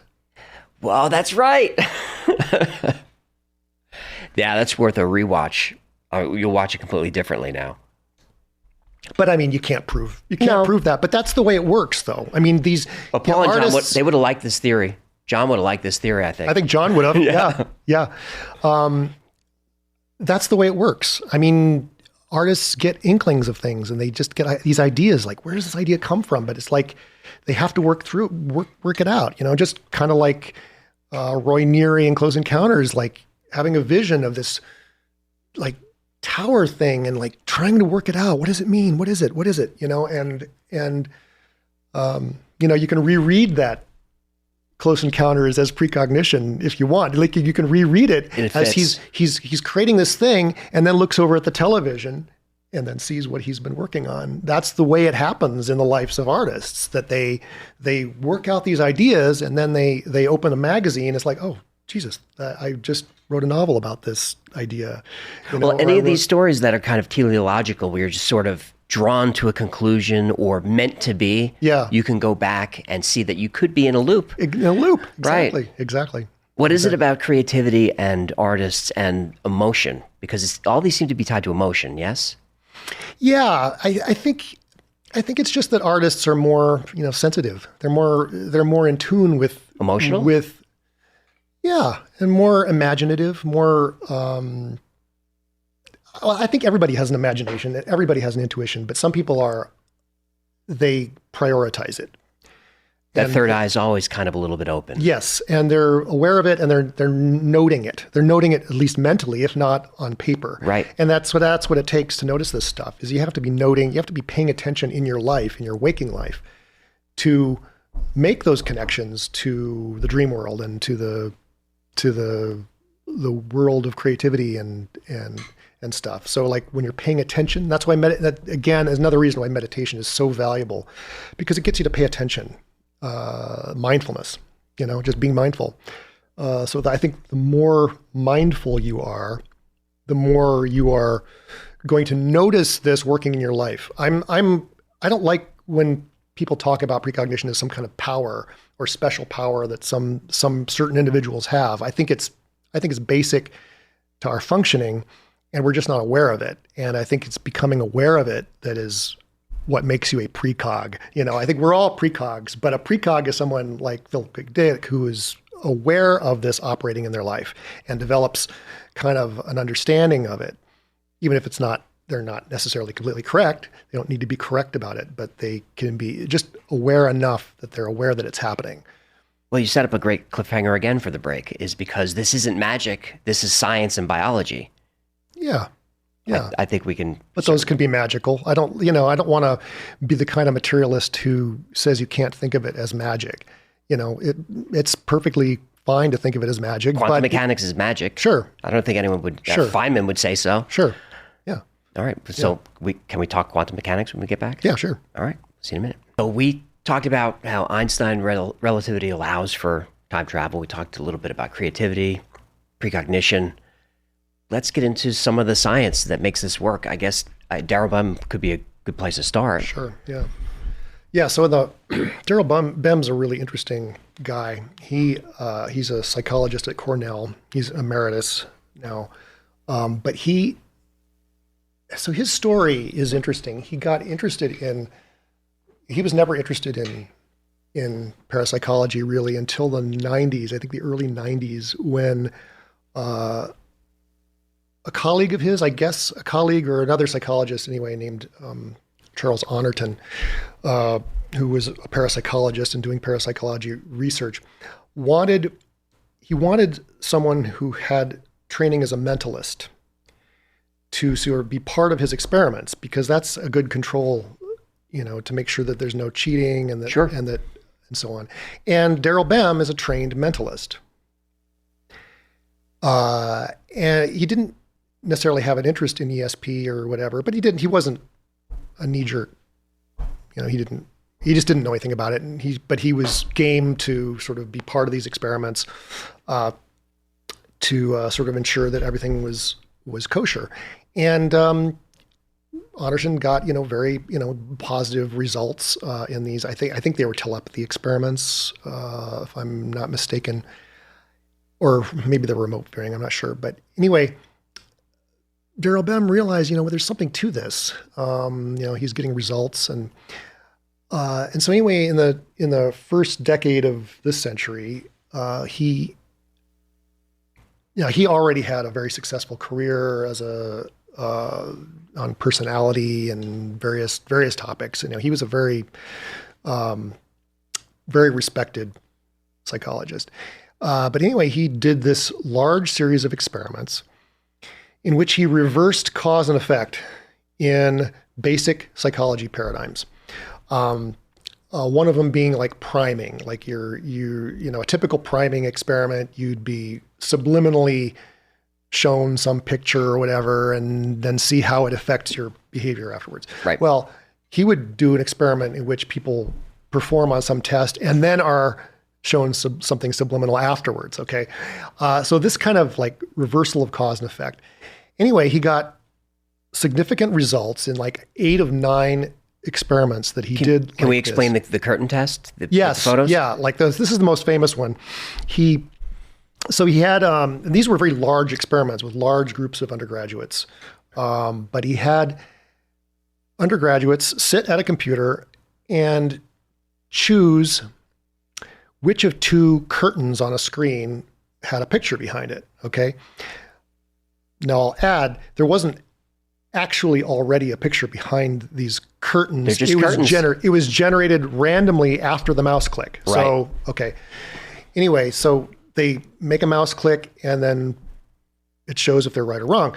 And they performed at chance, 50% correct, as you would expect. 50% was when the picture to be revealed was boring. Okay. Right. Like a beach scene or something like that. But when the picture to be revealed was erotic, Yep. Emotional. Adults engaged in consensual sexual acts. Porno. Yeah. They did better than chance. I think 70%, something like that. No, it wasn't that high. Okay. I mean, the effect size is still small in these experiments. But statistically, because he had so many participants and so many trials, it reached statistical significance.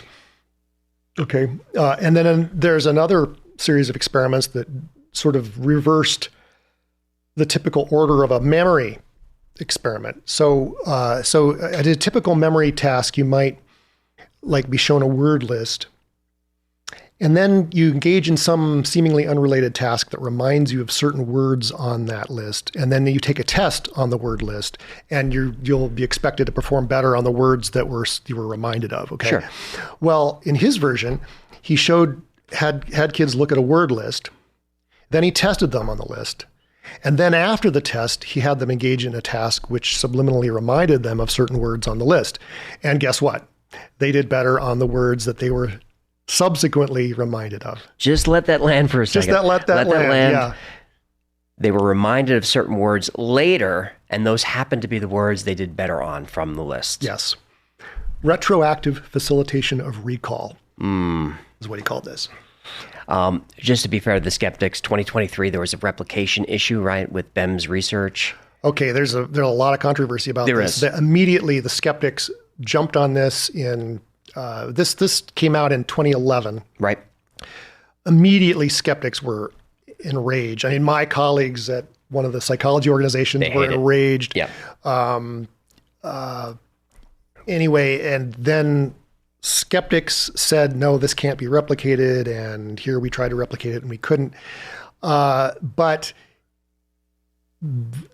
a lot of teams around the world did replicate it successfully. And yeah, don't get on Wikipedia because you will see a completely biased, of course, version of this. But I think something like 83 independent replications. Yes. I think something like that. So yeah, fascinating evidence for something like precognition. What he would call it presentiment, feeling the future. And that's what he called what he called it in his original article on this. So for the skeptics of Bem's work, I think we have in the late 80s, physicist Aronoff's split laser test as a hold my beer. Right, that story? Well, yeah, this wasn't Aronoff. This was, Howell and Dixon, I believe. This is also at Cornell, right. I think, where they took a laser beam, they put it through a beam splitter to create two identical beams. And essentially, the terms they use in physics are different, but they're essentially creating an experiment group and a control group like you'd have in a psychology experiment. And they did what was called a weak measurement on both of these beams, which is measuring the amplitude of the beam without interfering too much with the beam. And this is a challenge that we can talk about with these kinds of experiments. This audience, every time you measure something, you're interfering with it in some way. Right, that's the collapse of the challenge. Way. Yeah, and the challenge is to try and find ways of measuring things that don't interfere too much so that you can tell if a subsequent interaction is having a retro effect. Well, in any event, they split the beams, weakly measured both of the beams, and then did a strong measurement on one of the two beams. And lo and behold, the beam that got the strong later measurement was amplified like 10 times compared to the previously compared to the other beam, which suggests retrocausation. Now, you'll get controversies and physicists will debate the significant, what this means and so on. But that seems to be evidence for retrocausation. But John Wheeler's delayed choice, certainly. That would be another example. So this is an active area of research, and multiple experiments have been conducted like that I just described, which seem to show retrocausation. Then you also have the field of quantum computing, which is showing that you can have indeterminate temporal ordering of computations in a quantum computer circuit. And I admit I am not a physicist. I'm not a computing researcher. So, this is all above my pay grade, but there's so many articles have come out in the last several years, showing that you can invert causal order in a quantum computing circuit. Yeah. In Cambridge, they're solving problems with information from the future. Yeah. Yeah. Could we explain just a little bit about delayed choice, what's happening there, how it connects to time, the photons going back to the source, changing their state, that sort of thing? Just to remind folks. Yeah. So, okay. So there's, let me take the example of... Or if you have a different favorite. Well, one of the experiments that I think excited John Wheeler. So his idea was that you could take light from a distant quasar, say, and choose to measure it a certain way, and it would show that how your choice of how to measure it had influenced the light from that distant quasar. Well, I'm blanking on his name, Vallee, I think, an astrophysicist, I forget which university, but he heard Wheeler speak and had an idea for actually testing this using mirrors placed on the moon by the Apollo astronauts. Yes. Because they placed mirrors on the moon to bounce laser light back to sort of measure the very minute changes in distance between Earth and moon in different phases of its orbit. Well, they used, they shot a laser at the moon, and that takes I think a second for light to get to the moon and back. So that's enough time to change the parameters of an experiment. Unless you're Nixon on the phone, then it's instant. Right. Yeah. And it showed indeed that you can change how you're going to measure light, and the light somehow seems to know. It seems to know. Seems to know how it's being measured. Yeah. Well, seeming to know something that you shouldn't be able to know, that seems like telepathy, but another way of looking at telepathy is that it's really precognition, that the light was influenced by that subsequent measurement, and that information essentially from the future traveled back in time along the world line of that photon. Right. It fulfilled its destiny. It fulfilled its destiny. Yeah. So there's all kinds of reasons to think that, yes, retrocausation is a real thing at the smallest scales in nature. Now, that quantum realm where you're talking about individual particles, behaving in seemingly impossible ways. But there are certain circumstances where you can scale up that quantum magic. And that's when this topic of entanglement comes in. When you entangle particles together, you can create a larger and larger object that enters the realm of objects that we're used to interacting with. And you can demonstrate that quantum magic at a large scale. That could be the strong force measurement, right? Just this entanglement of the equipment. Or a quantum computer. A quantum computer is a bunch of particles that are entangled together to create essentially an object that performs computations. And in those settings, you can, again, we talked about quantum computers reversing cause and effect. Sure. You can have a material thing that is responding to its future. Yes. Okay. And then set aside those ideas and enter the realm of biology, where more and more people are thinking that the brain could be a quantum computer or have quantum computing properties. And if that's the case, add all these up, and you get the idea that the brain could be a four-dimensional information processor that is pre-sponding to its future as well as responding to its past. So on the show, I've covered quantum biology with the cryptochromes and the bird's eye, which has been proven that they're entangling with the magnetic field. Quantum processes in plants where they're finding the photosynthesis is a quantum process. They're checking all the paths simultaneously. Yes. It's superposition in real time on leaves. So clearly, the quantum state can be held in a wet, hot place. Right. And that's always been the point of skepticism. You can't have entanglement occurring in a warm, wet environment like the brain. But it's increasingly being shown that actually you can, and that life is a quantum, is scaling up these quantum effects. I want to ask you about microtubules in a second, but before we move to that, what did Niels Bohr, how did he address retrocausality? I know he didn't like any of this. No, he did not. And Niels Bohr is a really important figure in the sort of, I'd say, century-long denial or refusal to look at retrocausation. Because ever since the 1920s, there has been this idea that retrocausation could explain a lot of this spooky quantum stuff.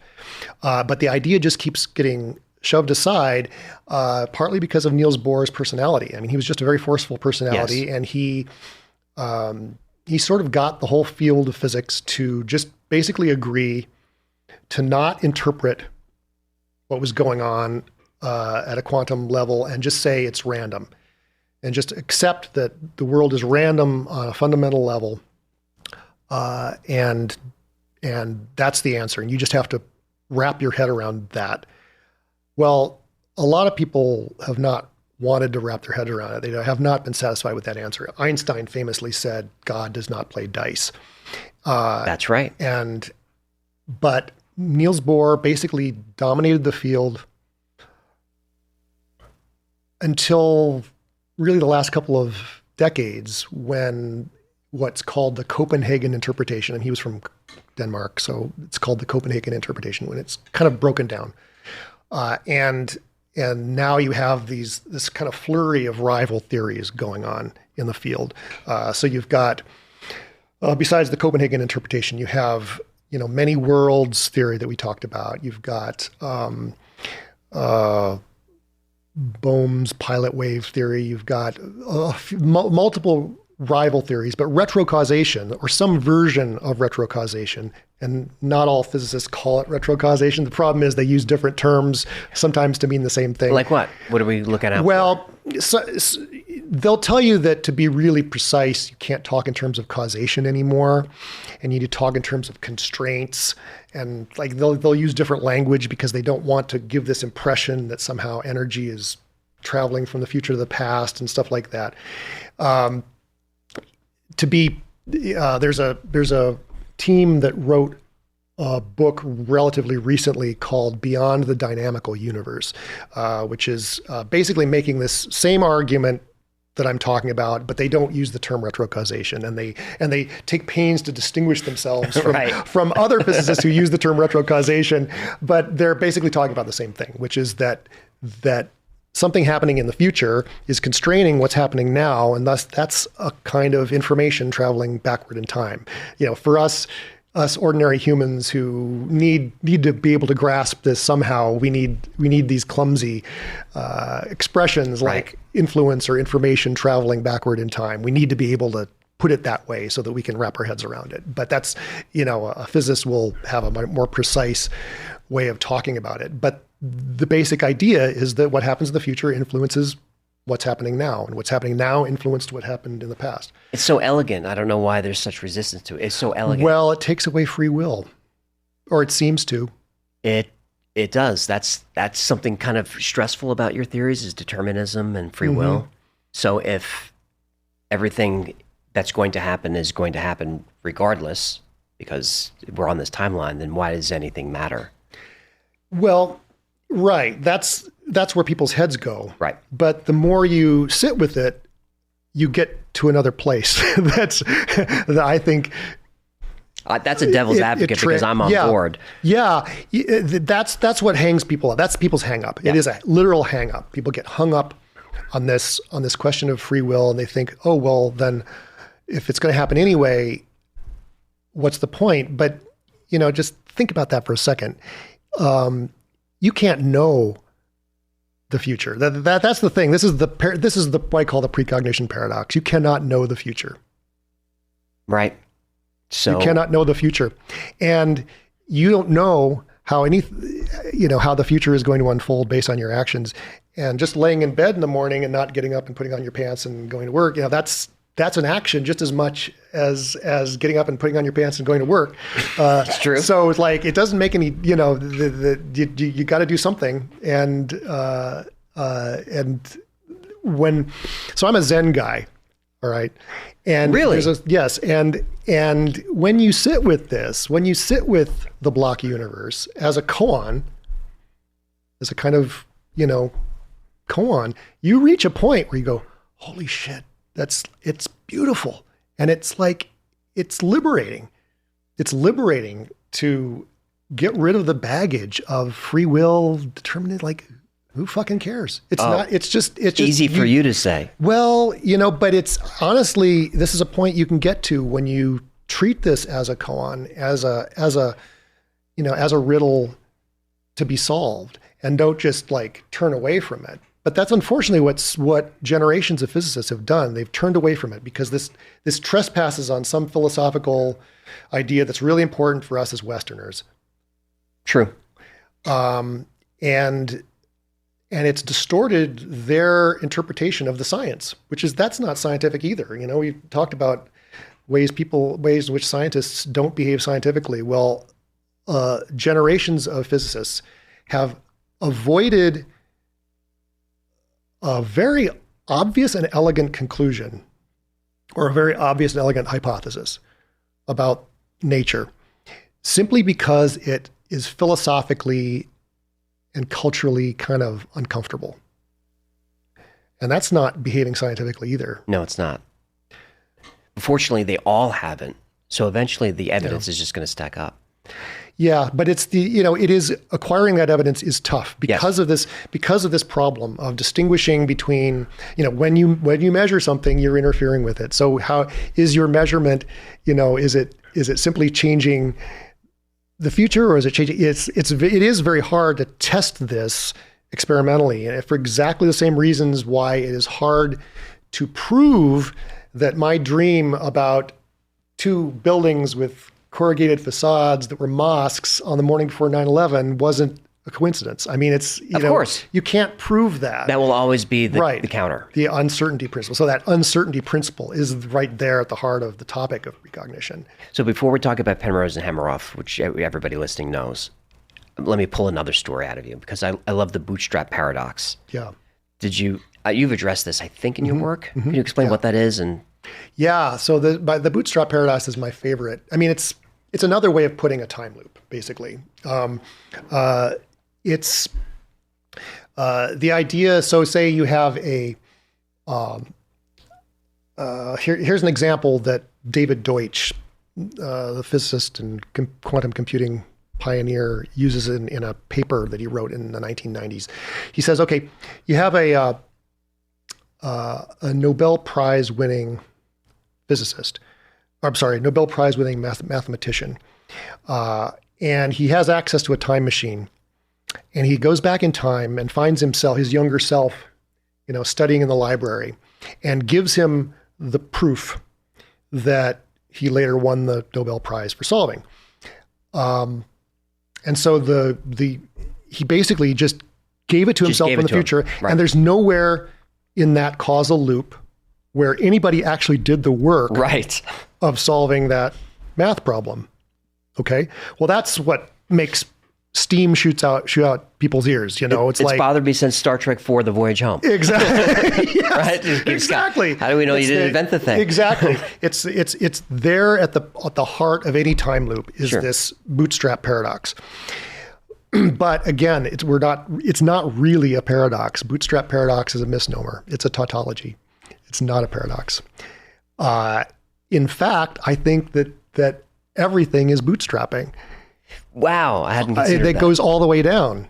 That in a time travel universe, in a universe that allows time travel at all, ultimately everything is bootstrapped. Everything's a bootstrap. I guess it has to be. And this is why I love the topic. This is why I wrote my last book, Where Was It Before the Dream? Because it is an answer to that question of where does a new idea come from? Well, it's literally like that proof that is given to the younger self by the older self.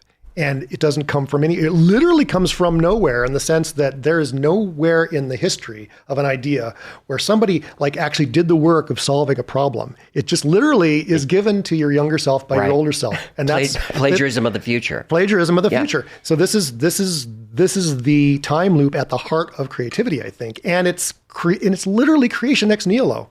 So it's literally we're gods. Okay, creators are gods because they're creating from literally nothing. There is literally nowhere in the history of an idea that some little imp is hammering it together or putting it together. Nowhere that your brain is piecing together things and creating a new thing. It's receiving it as a gift from its future self. You are the muse of yourself. Yeah. When I'm having good ideas now, I find myself thanking my future self. Yes. I appreciate that. That's great. That's a good idea. Yeah. Yeah. Is that driving some of your work? Yeah, totally. Yeah. Yeah. Yeah. I think it's an inspiring way of thinking about art and creativity, but about, just creative solutions in general. I think that's what's happening. It's easier to show with art. Because you have an artwork that then is something like a dream journal that you could then compare to a later event or whatever in a person's life. It's a little harder with things like inventions and scientific theories and stuff like that. They just are not as amenable to that kind of confirmation process and that kind of comparing with a person's biography. But I think that's what innovation really is bootstrapping. What do you think's happening with flow state and sort of unconscious behavior? Yeah, that's a flow state is when you are cooking, in terms of that bootstrapping. That's your future self, just That's kind your of future, giving. flowing into the flowing unimpeded. Yeah, I mean anyone who, and it goes beyond creativity. Like anyone who's doing some skilled activity, a martial artist, or a jet fighter pilot, or a brain surgeon. They're in a zone. Yes. They are not thinking about their free will.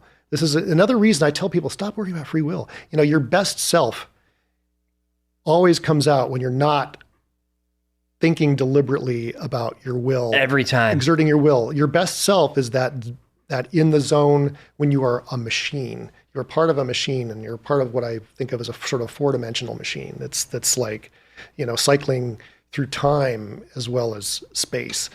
It's that's what the Zen. It's a Zen thing. The Zen masters are all about finding that state where you are not freely willed. You are doing what must be done. And I'm going to go off script a little bit because something just occurred to me as you're saying this is, as a martial artist, as a performer, and sitting here in this room, when things are moving well, it's very automatic, but I will find myself with a second dialogue, almost observing. Mm-hmm. It's happened here a couple of times today, mm-hmm. where I'm just sort of observing, oh, that was a great question. Oh, this is really interesting. It's going well, that sort of thing. Or if you're performing, you're doing stand-up, you're like, oh, the audience is kind of rough up tonight. Let's try this material. What do you think is going on in the mind when we've got these split monologues? It's a great question. I come back to, it's an idea that I talk about in Time Loops a bit called Libet's Golem. Benjamin Libet was a neuroscience researcher. Terrifying research. Terrifying research about how, we're out of sync with reality. We may have to describe his experiments. But that would be fine. But the thing is, the upshot, I think, of his research is that we are actually pulling our meat puppet strings from the future. And that those moments that you're describing, like I'm a martial artist too, you have those moments where you kind of mentally replay something really great that you just did. Well, what if that's your freely willed self pulling your meat puppet strings in the past? What if that's where your free will is being exerted, is on your past behavior? That's, again, how do we prove that? I don't know. But it's one way of interpreting. It exists. Whether we want to prove it or not, it happens to people in flow state. Even when you're sinking a bunch of baskets, something's going on. Yeah, totally. And talk to psychics. Remote viewers go into that state too when they're cooking. What do you think remote viewers, are they remembering the future as remote viewers? This is a big debate. There's a big debate in the field. I mean, I think that's a hypothesis that needs to be tested, and no one's testing it. Well, I saw you criticize Pat Price. Well, I'm a huge Pat Price fan. And when you kind of described what Pat was doing, it made a lot of sense to me. Because remote viewers are wrong more than they're right. Mm-hmm. But when they're right, they're definitely right. Yeah. So they're just remembering they were right. That's the hypothesis that needs to be falsified. Right. Before we assume that remote viewing is actually, sending your consciousness across space to some other location or to some target, it needs to be falsified that you're not previewing or pre-remembering the feedback you're going to get afterwards. True. And this is, some very small experiments have been done to try and test this, but not on any scale. And I always tell remote viewers, unfortunately, I'm not an experimental, parapsychologist. I don't have the setup to study this myself, but I think someone who has the means should set up experiments where and unfortunately, these kinds of experiments are the kinds that would be done in any psychology laboratory where you have to deceive your subjects. And I think that's why these experiments don't happen, because they're happening. We're just, Stargate never ended, I don't think. Right. But are these experiments that would falsify the precognition hypothesis? They're probably not focused on it. I don't know. Did you remote view your wife's shoes? I did not remote view my wife's shoes. I precognized being on the floor hunting for an Advil that had dropped among my wife's shoes. Yeah. So remote viewing. So remote viewing. What do you think? Remote viewing. Is it? Yeah. Is it? but I'm saying it's an open question, and Sure. I put it out there because no one else is voicing it, and I think it's really something that the field needs to address.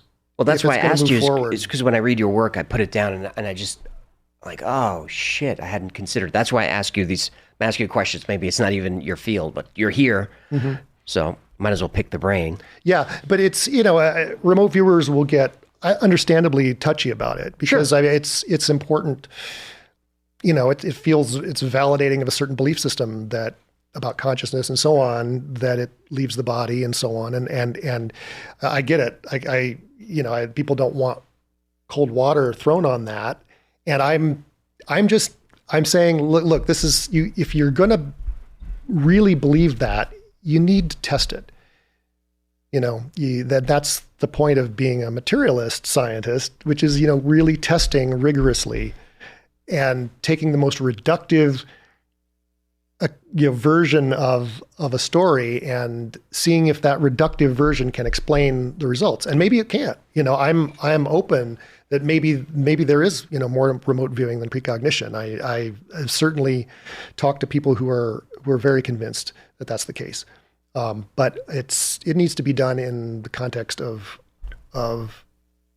studies that are published where you can look at the evidence. And hard to get that published. It's hard to, yeah, it is. Probably not an accident that Jacques Vallee was hanging around SRI in the 70s, no? Probably not an accident. Probably not an accident.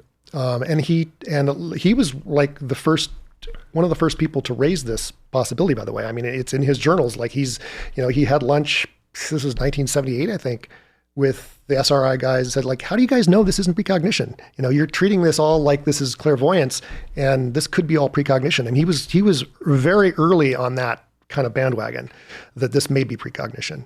Has Vallee addressed the microtubules and Penrose Hameroff work yet? Not that I'm aware of. Where do you stand on that quantum process of the I'm brain? very much in favor of Hameroff's work. The anesthesiologist side. Yeah, like microtubules. I think microtubules could be the answer. I am not personally that interested in the question of consciousness. You're not. No, I think it's a red herring. I think if something's going to come out of this search for consciousness, it's going to be a sort of serendipitous discovery of the mechanisms underlying precognition, and I think that's where the significance of microtubules is. So we were talking about memories being consolidated. Yep. Okay.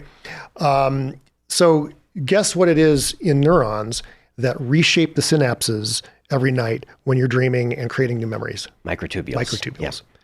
So if these microtubules are the little quantum computers that are pre-sponding to their own future states, it makes perfect sense. It really creates a perfect little hypothesis for how precognition works. So I think there, and microtubules aren't the only structures in cells that seem to have quantum computing properties, but that's what I think is the significance of microtubules. I'm not convinced by any of the explanations for consciousness, and I'm not convinced by Hameroff and Penrose's theory that it's Are you not interested in it? I'm not really. I don't think I think consciousness is, people are being premature in thinking that we can get to the heart of what consciousness is, because there are really good arguments to be made that consciousness is an illusion. You'll never get a satisfactory answer. No, you're never going to get, yeah, and that's the other thing. No physical explanation of consciousness is ever going to satisfy anybody. And I've read a lot of them. I find a lot of different physicalist interpretations of consciousness interesting. Like this is illuminating, but this is not the ultimate answer. Likewise, I find non-physicalist interpretations of consciousness interesting, but none of them are satisfying. None of the stories about consciousness are satisfying, and I think that suggests that consciousness is not a problem that can be solved right now, or we're using the wrong terms. Where are you on the soul then, and life after death? And our death is just waiting for us, right? We're being pulled toward it. Well, we're being pulled towards our survival. See, I think we're being pulled towards survival. I think that's how precognition, that's how time loops work in the life of an organism. We're being drawn generally towards our survival. I watched you describe anxiety this way now that you mention it. Yeah, I think anxiety could be a signal That of our future withstanding of challenges and threats. That if precognition is drawing us towards an existing future, then it can't be drawing us towards a fan of possible futures. So it's drawing us towards a single future in which we are experiencing our survival of something. You're not going to experience your survival if there hasn't been a challenge to your survival, if there hasn't been a threat there. So we're not going to precognize a future that's all roses and all good things and nothing bad ever happening. Nor are we generally going to precognize hitting the brick wall of death. We're going to precognize close calls. And guess what? That's what people often have precognitive dreams about. Certainly. Is close calls. Things, situations in which we say, wow, that sucked, but it could have been worse. That is the basic thought, I think, at the heart of most precognitive dreams is, but I survived. And we could be talking about something as trivial as the sink backing up or something like, it's just really, really minor threats and upheavals. But little things, challenges that happen or things that challenge our security in one way or another, our peace of mind, things that challenge our peace of mind.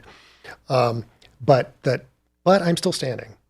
Well, when people say, why do we want to watch a train wreck? That's why. That's why. That's exactly it. Why were we so glued to CNN on the morning of 9/11? Because it wasn't us. Because it wasn't us. Right. Yeah.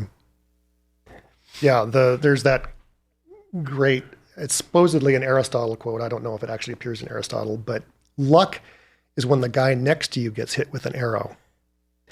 And that's a very interesting thought because it's not luck is when nobody gets hit with an arrow. Right. It's when the guy next to us. And the thing is, it's not because we're bad people and we wish harm on other people. It's not that. No. That would be kind of Freud's kind of dark view of human nature. The point is, it's pure semiotics. You can't have a signal, X signal, without that contrastive signal. So you can't have the I survived. You can't have I survived without something representing the possibility of not surviving. And that's, I think, accounts for people's fascination with disasters and death. It's not that we're bad people or we're excited by that. It's that there, on some basic reptilian, we started talking about reptiles, on some basic reptile level, we like that message, but I survived. And you look at sunflowers sometimes and you're like, I get you. I get you. Well, what happens after we die? Where is our consciousness? That's out of my lane. I don't know. You don't have any feelings? We're allowed to speculate. I don't. Okay, so if you're not sure, give them intellectually. I would say, well, I think death is probably the end. But the thing is, I don't think it's possible to really believe that. I don't think it's possible. I think we all deep down believe in whether we say it or not. Whether we say it or not, we all believe in God and we all believe in the afterlife. Agreed. And we cannot help but believe that. So I can sit here and intellectually say why I don't, I haven't seen evidence that convinces me otherwise, but deep down, of course I believe. Sure. But it doesn't, I genuinely have not seen convincing evidence that we precognize things that we don't survive to learn about. But that is an interesting question. There are a tiny handful of precognition cases that seem to be about things that happened after a person's death. A tiny handful. Edgar Allan Poe, his story, something about Gordon Pym, I forget the story, but like he has this story about these 4 people in a lifeboat who 3 people who cannibalized the 4th person in the lifeboat, and has the names. And then after his death, decades after his death, there was a real case those exact names, and they cannibalize Yes. some of the people in the lifeboat. That was in my synchronicity episode. I got it wrong. Right. It's a time loop. Yeah. Well, that would not fit my model. It wouldn't. Right. But Why not? because it was after his death. Oh, right. He couldn't pre-remember it. Right. On the other hand, coincidences do happen. They do. They are part of the universe. And by that argument of the law of large numbers, which is what debunkers throw at this problem all the time, they're wrong to do that. But nevertheless, it is real that coincidences happen. And it's in those names were common at True. the time. And cannibalism at sea was actually surprisingly common. So you can make the argument that that was pure coincidence, but that just validates my favorite theory, Right? How do you So, know what to throw away when you're going through the stories? Like, that's probably not it. Well, you've got to. This is a problem. Nobody's objective completely, and this is why science is so important, because science is a collective enterprise of throwing away people's pet theories and individual biases and seeing what the evidence really shows. So, you've got to have that attitude. That's skepticism. And I will say I've been led to a theory of precognition based on evidence, from a place of not at all believing, in anything like precognition, based on the evidence of my own experience, correlated with other people's experience, correlated with, scientific findings, correlated with the plausibility of a physics that explains it, putting a lot of pieces together. But will I be objective in tossing out a certain piece of evidence that doesn't fit my theory? I mean, the thing is, I don't know of any other cases like that Gordon Pym one. Right. There aren't a lot. You tell yourself you would be objective, yeah, but it'd make a great story. Maybe we'll keep it in. What was that spark for someone who's trained as a cultural anthropologist working in science? What was that? What was that spark that made you go time loop? That because it seems so far out of your field. Was it a culmination? It was a culmination. It was of yeah. Reading Philip and it's like the different pieces of the argument have all been made by other people. I'm just assembling what I'll name Igor Novikov, who's he is a Russian physicist who he was the one that really debunked. For physics, he debunked the grandfather paradox idea that you could have paradoxes caused by time travel. I mean, he's the one who really, said, no, you're thinking about this wrong.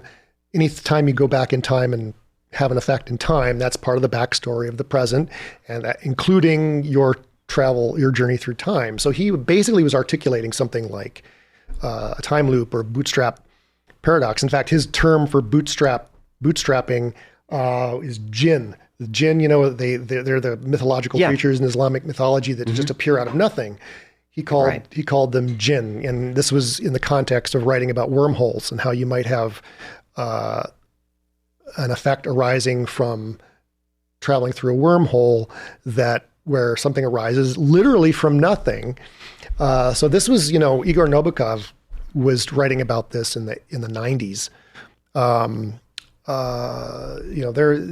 All these ideas have been floated before. So arriving from nothing reminds me of something else you talked about. This is how we know we're kind of toward the end, is because now I'm off script. I'm just asking my questions. Orbs appearing from nowhere, orbs splitting apart. Yes, that's what I talk about in Becoming Time-Faring. So what are we seeing there? I don't know, but that behavior of objects appearing from nothing and splitting into two, or merging and disappearing, which you get in some reports of UFOs. You do. That is consistent with a single object reversing its course in time. How does that work? Well, an object, say you have a time ship. Let's say you have an orb time ship. You're sitting in your orb and you pull a lever to reverse your temporal direction and travel back in time. What that's going to look like to you on the inside, you're going to pull that lever and suddenly the external world, this is presuming you could see outside there are problems with this, but you're going to look like when you pull that lever, suddenly everything outside your ship is going to look like it's a film in reverse. Okay. Everything's going to look like an H.G. Wells story. It's gonna look, well, H.G. Wells in his story mainly went to the future. He didn't really talk about, but he talked about how he watched things happening. Yeah, but in this case, if you pull the lever, say you're in your orb time ship, and you're in ordinary time, and you pull the lever to go into reverse. You throw it into reverse. Okay, suddenly everything outside your ship is going to look like it's in reverse, and you're going to see history happening backwards. Okay, like a film on rewind. Okay. Yep.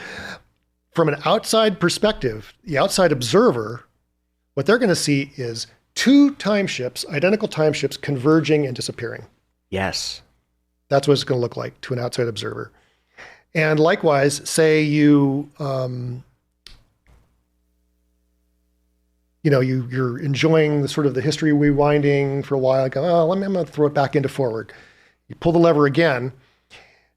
What that's going to look like is two time ships emerging from nothing and traveling apart.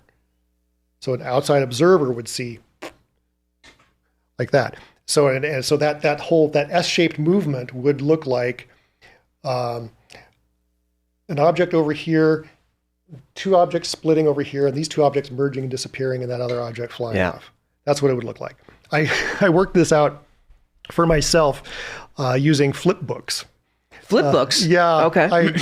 I wish I'd brought them. Actually, they're, I was sort of mentally going through like, what would this look like? And so my animation skills aren't great. Although actually I wound up doing little stop motion animations on my website. You can find out on my website for some of the stuff I talk about in that book.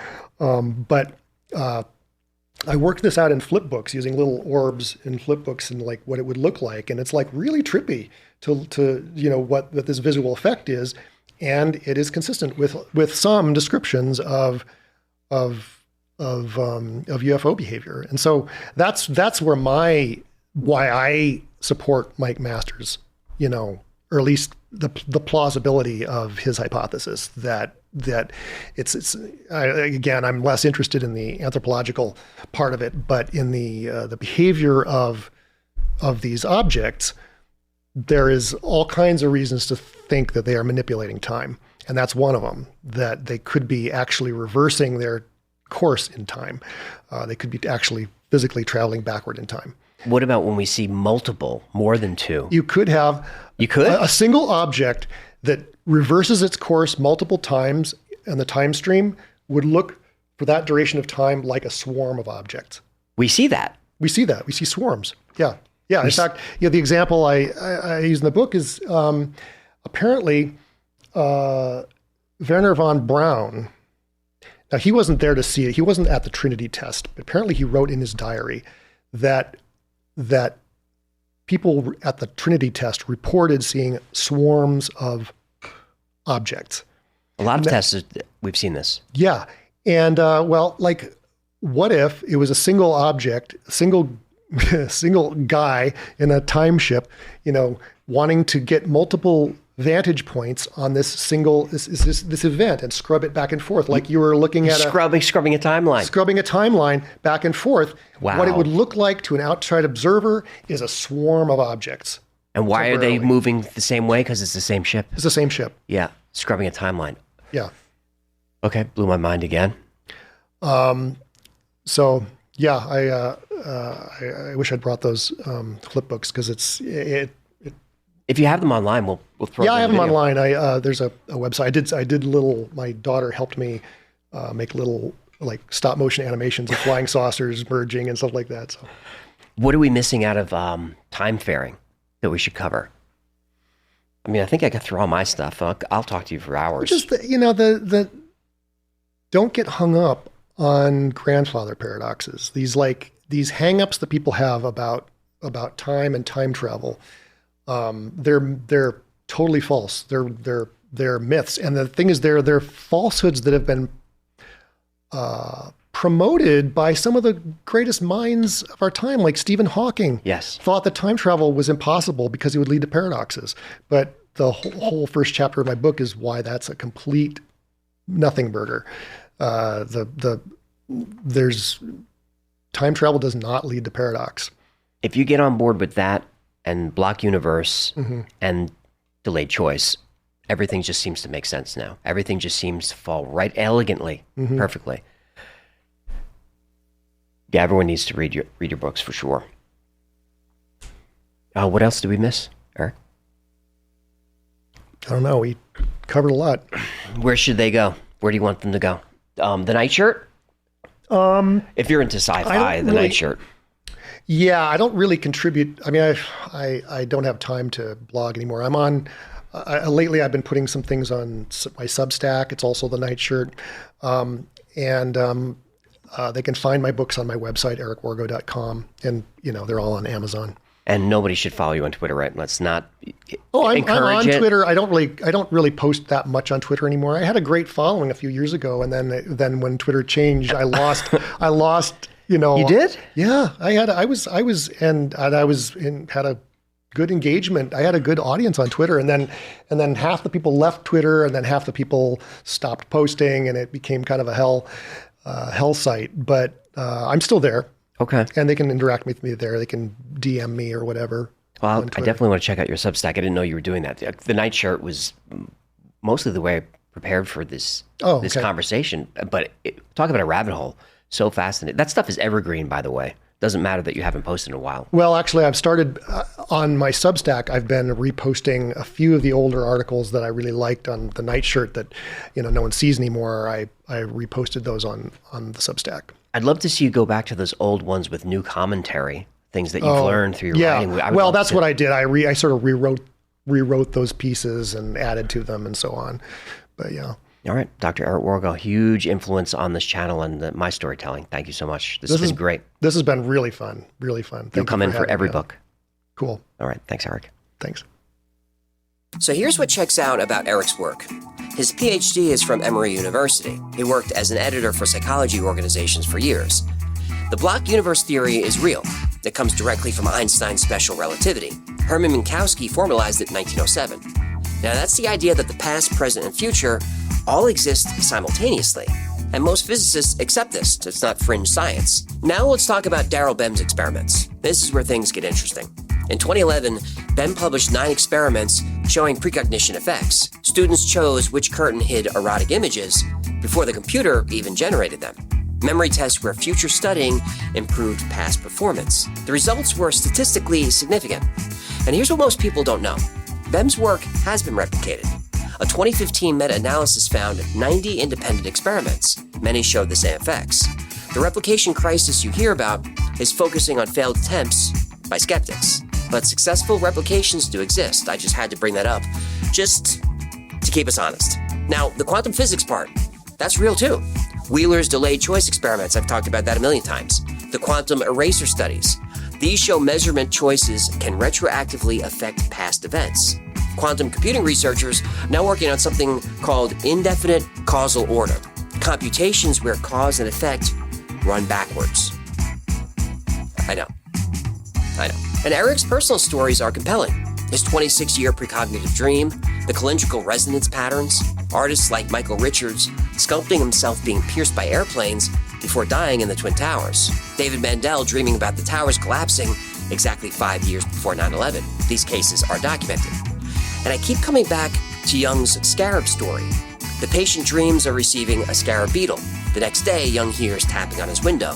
A beetle. He catches it and hands it to her. Eric calls this a time loop, not synchronicity. The dream caused her to tell Jung, which caused him to notice the beetle, which caused the dream in the first place.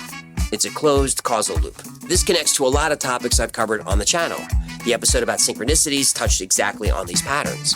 The time travel episodes, from Project Pegasus to John Titor, even the CIA's Gateway Process research, they're all exploring the same fundamental question.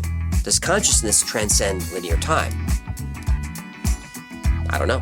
Eric's work is thoughtful. He's not rejecting materialism or mainstream science. He's arguing for a paradigm shift within it. The future might not be fixed, but it might be influencing the present in ways we don't understand. His books are great. Time Loops and Precognitive Dream Work and The Long Self. You can find them on Amazon. And check out his blog, which is super interesting, especially if you're into sci-fi. It's called The Night Shirt. We'll link all this stuff below. Eric brings serious academic credentials to these questions, and that matters in a field full of speculation. Now, thanks to scientists like Eric, we might eventually get some answers to what are probably the most important questions ever posed. I thought I had more, but I guess not. Until next time, be safe. We're having fun, right? Be safe, be kind, and know that you are appreciated.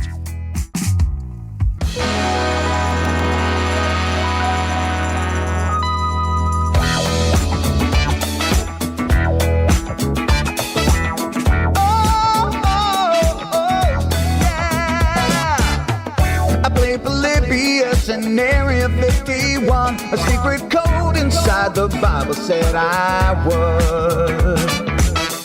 I love my UFOs and paranormal fun, as well as music, so I'm singing it like I should.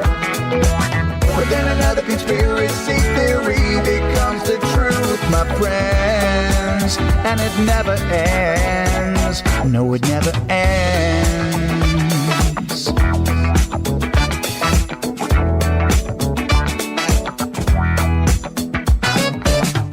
I feel the crap cat and got stuck inside Mel's hole with MK Ultra. I'm being only too aware. Did Stanley Kubrick fake the moon landing alone on a film set, or were the shadow people there? The Roswell aliens just fought the smiling man, I'm told, and his name was Cold. And I can't believe I'm dancing with the fish. Headrofish on Thursday nights with AJ2, and the Wi-Fi's helping me all through the night. All I ever wanted was to just hear the truth, so the Wi-Fi's on repeat all through the night.